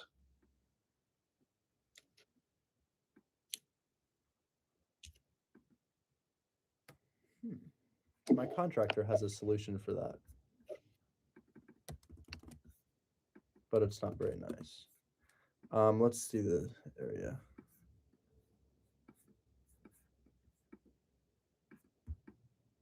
Ooh. I wonder if it still looks like this. I'm willing to send my contractor to the house. This is obviously a bit of a rough area, as you can see. Yeah, I was looking at the area as well. Yeah, so you generally speaking don't want to flip if there's abandoned houses nearby. But it's important to note that this is 2022. So it might not look like this anymore, but every house is abandoned here. Every house is abandoned here. Damn. They're just getting reclaimed by the land. Huh. Wow. Not a single unabandoned house. I guess you got this guy. He's not abandoned. But yeah, that's rough. Holy shit. Very rough house. Area, not house. Well, let's look at the shootings in the area too. So I don't think I found any. I checked as well.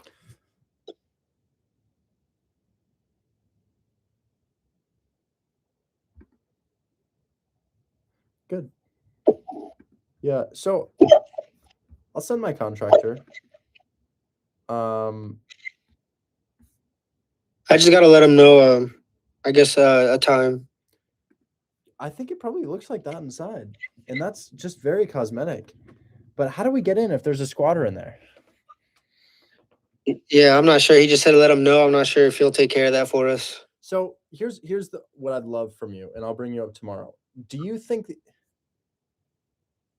well, wait a second. Hold on. It might be telling us the answer to our question right here.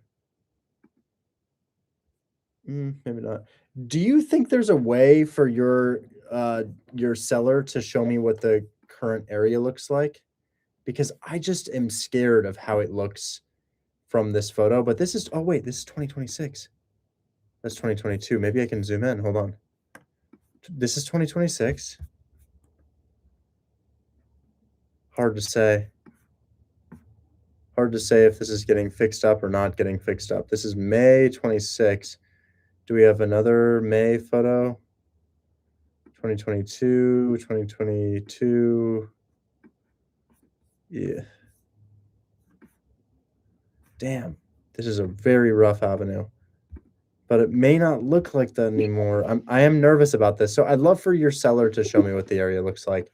If he lives anywhere near here, if he could just take a video of the area, that would be super helpful. Because if it looks like this, dude, I couldn't take on the project. You know, people really, it's a very hard and fast rule. Avoid houses like this at all costs. Avoid abandoned houses. Avoid abandoned houses. So I just really want to make sure that these things have been fixed up. But I'll be honest, I don't know how somebody would be able to fix this. So this is something to look out for. This is definitely something to look out for. Flipping in abandoned places is always less than desirable, I'd say. Yeah, I look at the area, so I kind of figured. So I was just gonna run it by you, but I'll shoot him a text message and then I'll keep you updated. Yeah, I just want to know if the area has been gentrified a little bit since then. It's not even gentrified, fixed, I should say. Yeah. Okay, sounds good. Talk soon. Yeah, just come up and bother me tomorrow about that. I'd love to look at it. Royal Foundations, thank you for your patience. I'm sorry it's taken so long, man. Let me look at your deal. You have them at 30K down. Is this? Oh, that's a different project. What do you have, man?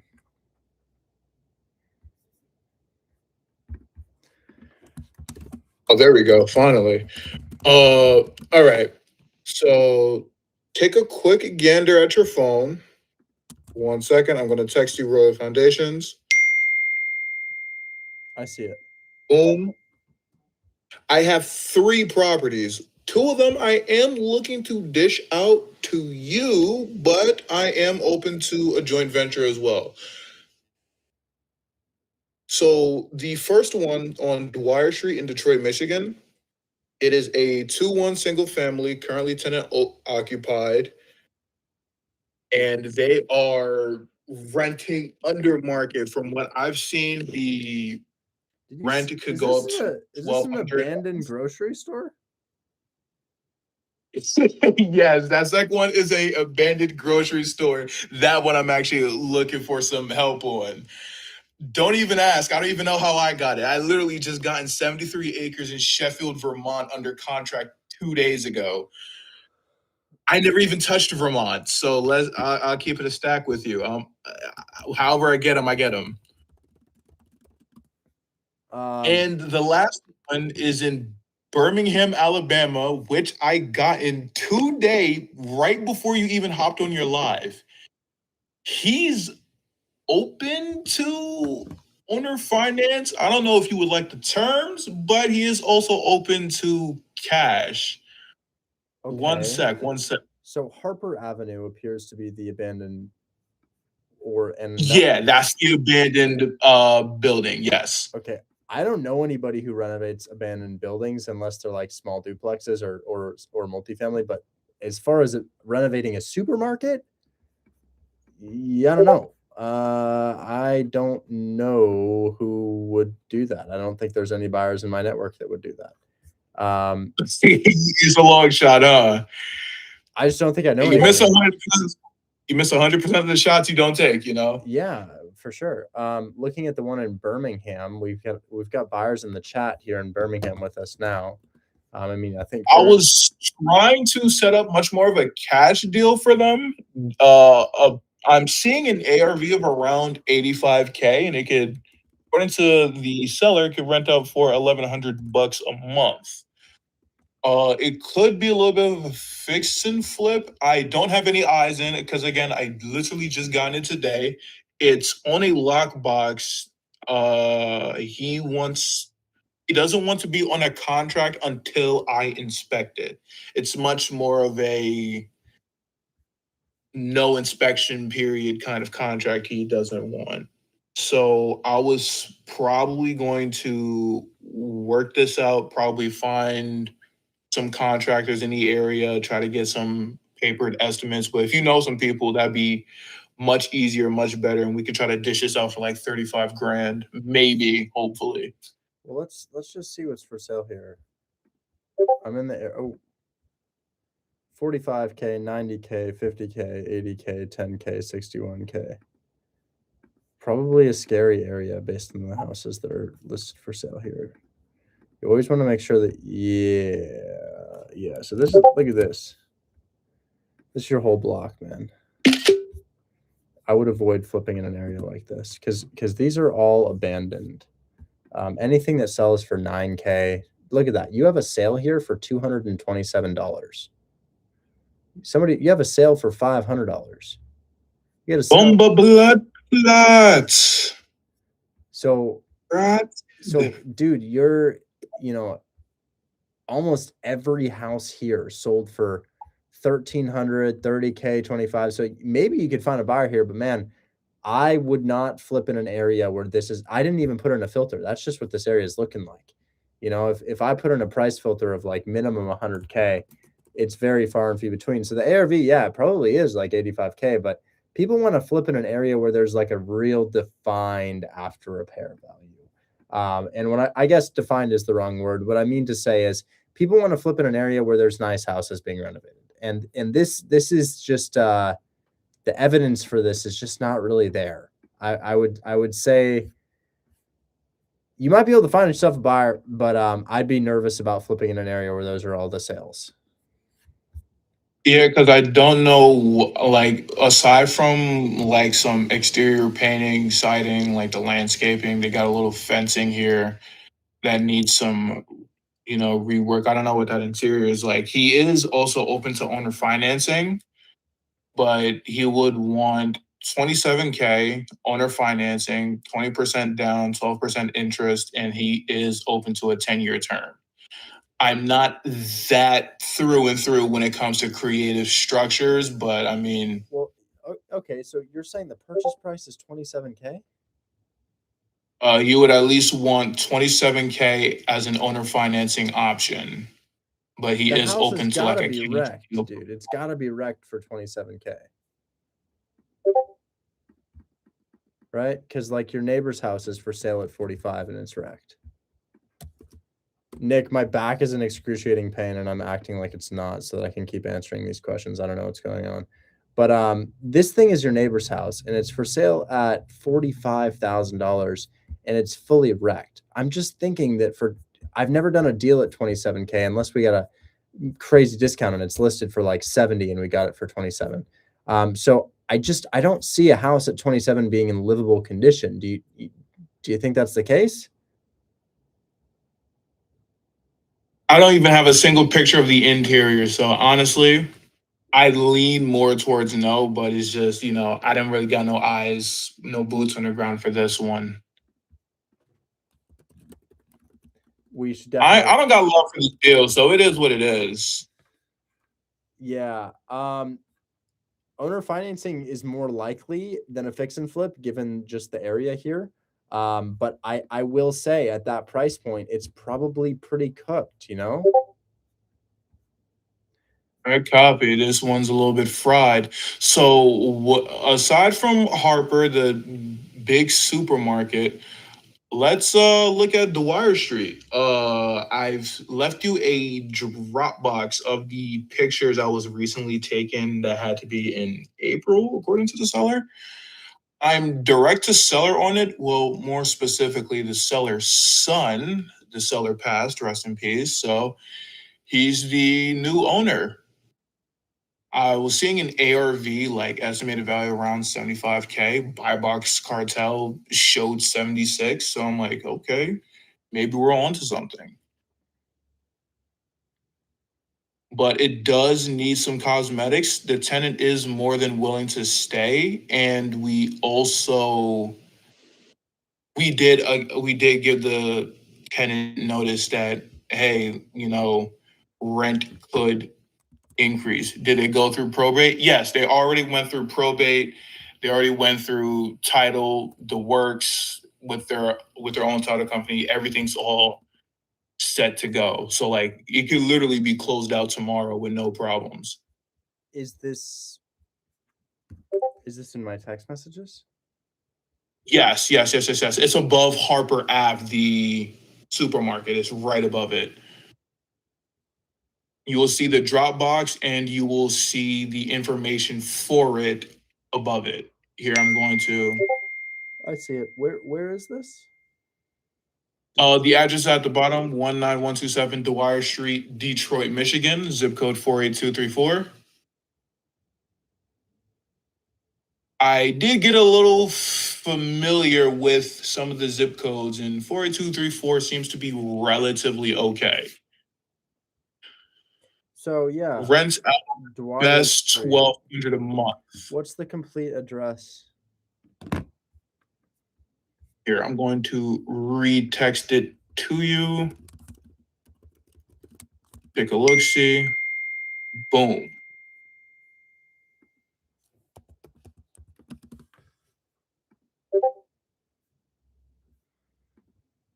Zillow's saying 2-bed, 1-bath, single family, 800 square feet.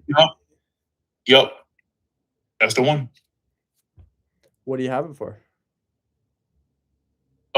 He initially wanted 45. I worked him down to 43. But I said that's fully conditional depending on what it looks like on the interior, because I also am trying to get some boots on the ground there. I had somebody, but I haven't been able to reach him for like the past few days.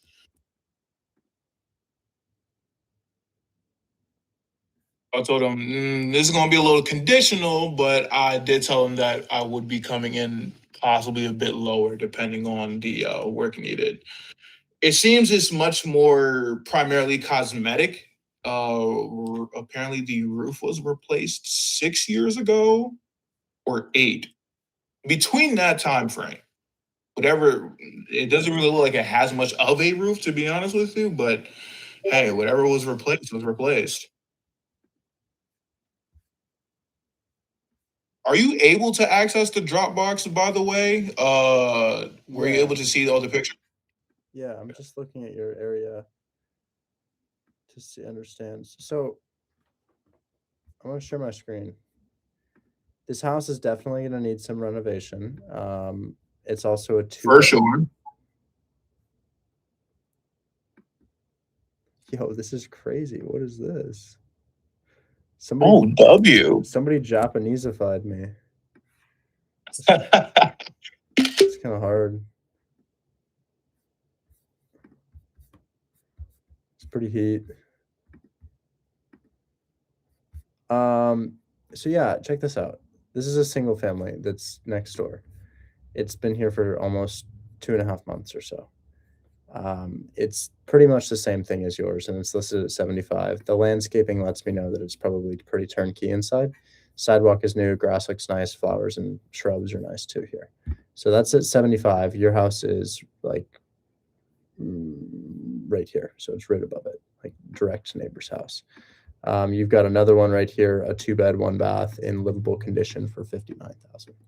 So the price point of 43 for a buyer, 46, 48, 49, 50 for a distressed one is hard. It's also a 2-bed, 1-bath, which is not super desirable, but the market can let you know just by what's already for sale. So, you know, you've got loosely turnkey, maybe 10K away from turnkey properties that are similar in beds, baths, and square footage, selling for 55, and we're selling it to the buyers at 45, minimum 45. Right. So very hard to wholesale a 2-1. Definitely need a high ARV for you to wholesale a 2-1.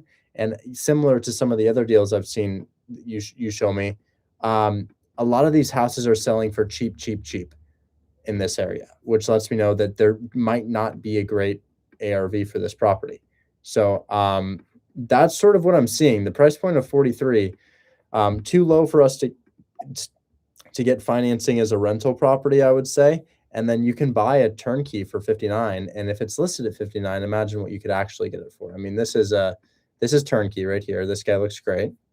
Nothing here really stands out to me. I think it just needs the oven or refrigerator. But yeah, this looks turnkey. I could probably offer this guy 50K. And then I'm getting this property for the same price that I'm getting yours for. The only difference is it's not distressed. So hard to wholesale a 2-1, man. What if you're going to wholesale a 2-1? I remember a 2-1 that I did wholesale. This is going to be the last thing I can show people, and then I really have to go. So this is a 2-1 that I wholesaled. We wholesaled this for like $17,000-$18,000. It was actually great. You can see what the buyer did to the property. He flipped it. So the buyer flipped this property. It was a full renovation. And why did this work as a 2-1, given that 2-1s are particularly hard to make work? Well, I think that largely comes down to the comps. So I really want to show you the comps. It wasn't even about the price. Well, I guess the price is relatively important, but the comps are really what made it happen for me. So let's see if we can find Kellner Road here. Kellner. Well, I think it's like right here, right? North Kellner Road. Yeah. So the house is on this road somewhere. 232 North Kellner Road. I got it under contract for $100,000. The buyer, I think they paid 118, but we can check. 232 North Kellner Road. Let's just see what they paid for it. So I got it for 100 and our buyer ended up paying 118. That's right. So $18,000 assignment fee on this one, which is great. That's a very high assignment for a 2-bed, 1-bath. But what really made this deal work was the comps. And they were just obvious. It was super obvious, super in your face. And I'll show you why right now. So let's go to a small area. Let's go like here to here to here to here. Just a couple blocks in either direction, right? This right here is the property that I sold. We got it for $100K, distressed $100,000. What I'm looking for is similar properties that have been renovated in the area, not 3 ones, 2 ones. So let's find out what we can find. I'm going to go ahead and put in a bed bath filter of 2-bed, 1-bath. Use exact match right here, and let's check it out. Okay, so we have about 750 square feet or so, and look at this. Isn't that interesting? Here's a 2-1, 185, 750 square feet. Let's price these high to low too, just so we can see what we can see. So there's a 2-1, 1,000 square feet, a little bigger than us, but it went for 200,000. That's our 2-1. After it got flipped, it went for 192. But what the buyer was seeing as he was considering entering into this project was this. Do you see how in your face obvious this is that this property will sell? Look at that. I definitely see it on the comp side. I was much more pitching this, not much more on a fix and flip, but much more probably like a Section 8 kind of deal. Maybe. Understand Much more like we can't so people don't buy 2-1s for Section 8 purposes because the rent is really low, super low. And then the other thing is you can't get financing really below 60,000. Very hard to get financing below 60,000. So that's, but what I'm trying to show you here is that, do you see how all of these properties are the exact same thing that we got under contract? This is the house that I got under contract before it was fix and flipped. And this is what the buyers were seeing. 2-bed, 1-bath. We got the garage, the door, window, window. Garage, door, window, window. And check it out. It's the exact same for all of these. You know, it's a garage, 2 windows and a door. You know, garage, 2 windows and a door. This one looks like they filled in the garage, turned it into a bedroom or something. But it's just very obvious that a 2-1 in this area is going to be renovated for a profit. And yours, I would imagine the condition that you showed me in the Dropbox, it's going to need some work, man. It's definitely going to need some work. For example, the deal that my buyer is saying this needs a shit ton of work is this one. This house right here that looks beautiful and clean. Today, they're saying we're going to have to put down $15,000 to renovate this thing. Right? And look how clean it looks, right? So if a property looks like the one that you showed me, it's going to need a lot of work, which is okay. But if it needs a lot of work, and it's a 2-1, it needs to be in your face obvious that people buy renovated 2-1s in this market. And instead, what I'm seeing is a plethora of 10 to 40K sales on essentially crack houses. Anyways, I got to move on, man. I'm so sorry. It just is it just doesn't make a lot of sense to me. Okay, let's go. I haven't gotten a chance to change the wheel. Okay, I haven't gotten a chance to change the wheel. I need to change the wheel. But I'll tell you what, guys. I'll give away 2 things because we missed today. Yep, I said I'd spin it twice. We'll spin it twice. I'm gonna give away a 30-minute one-on-one. 30-minute one-on-one. I did one of those for free today. And then I'm also going to give away $20 cash. Deal of your choice. I could do that. It doesn't always get accepted, but I can. Would you guys rather have deal of your choice or $20 cash?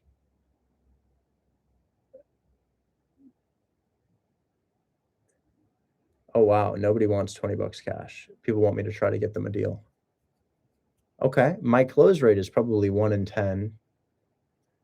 And my yes rate is probably 1 in 5. But even if they say yes, you know, shit happens. Okay. Let me figure a couple questions. I'll do the 30-minute one-on-one first.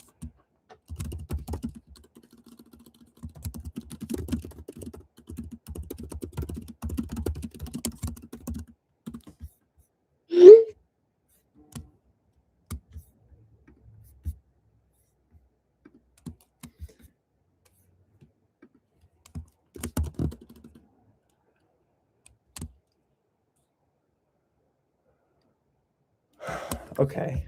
I'm going to think. You guys want it to be challenging real estate questions? I can make a challenging real estate question.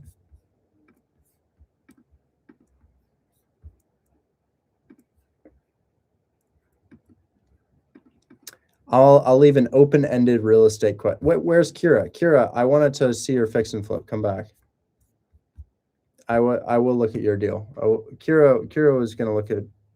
Yeah, I'll look at your deal, but let me do the giveaway first.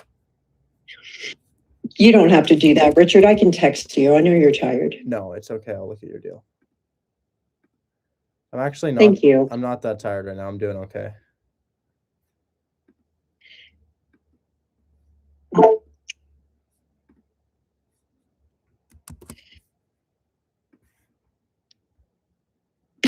Okay, this is kind of hard, guys. This is very ambiguous. I don't know if you'll be able to get it.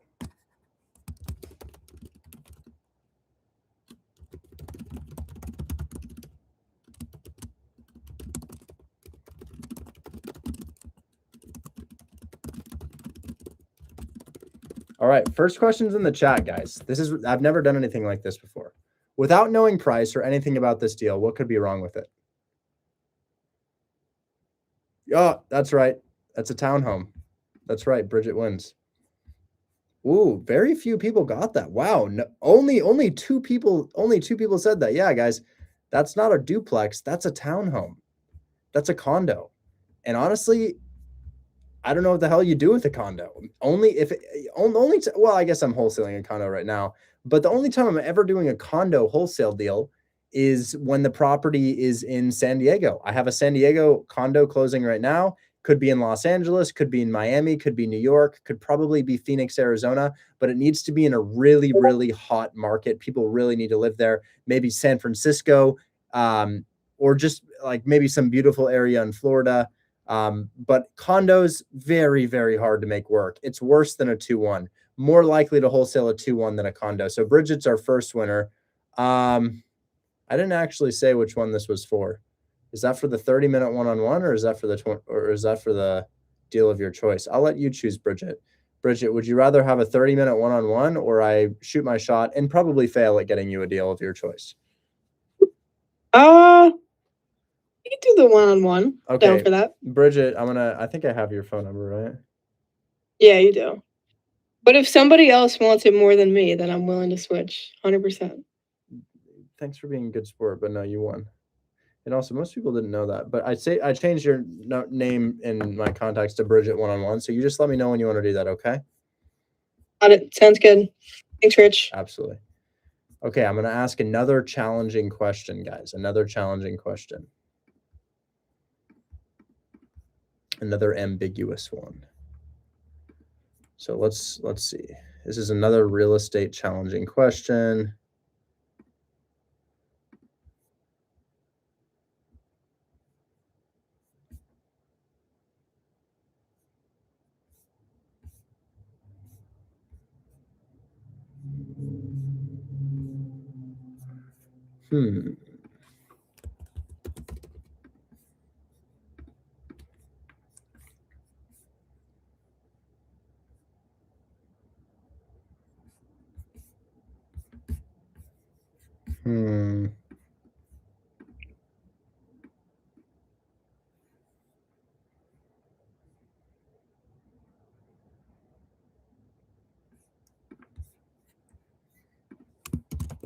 I'm looking for a specific thing, and I'm gonna ask y'all a question about it.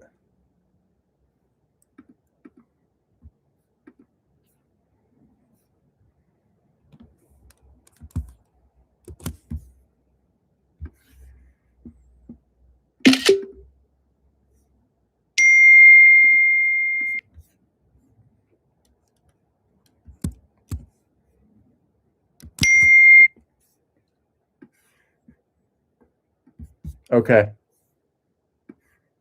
All right.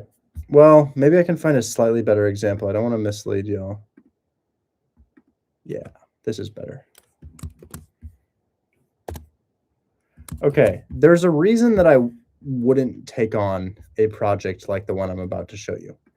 And it's not a very obvious reason. Well, I guess it is very obvious. You can see it, but I don't really turn down deals for this too often, but I would turn down a deal for this.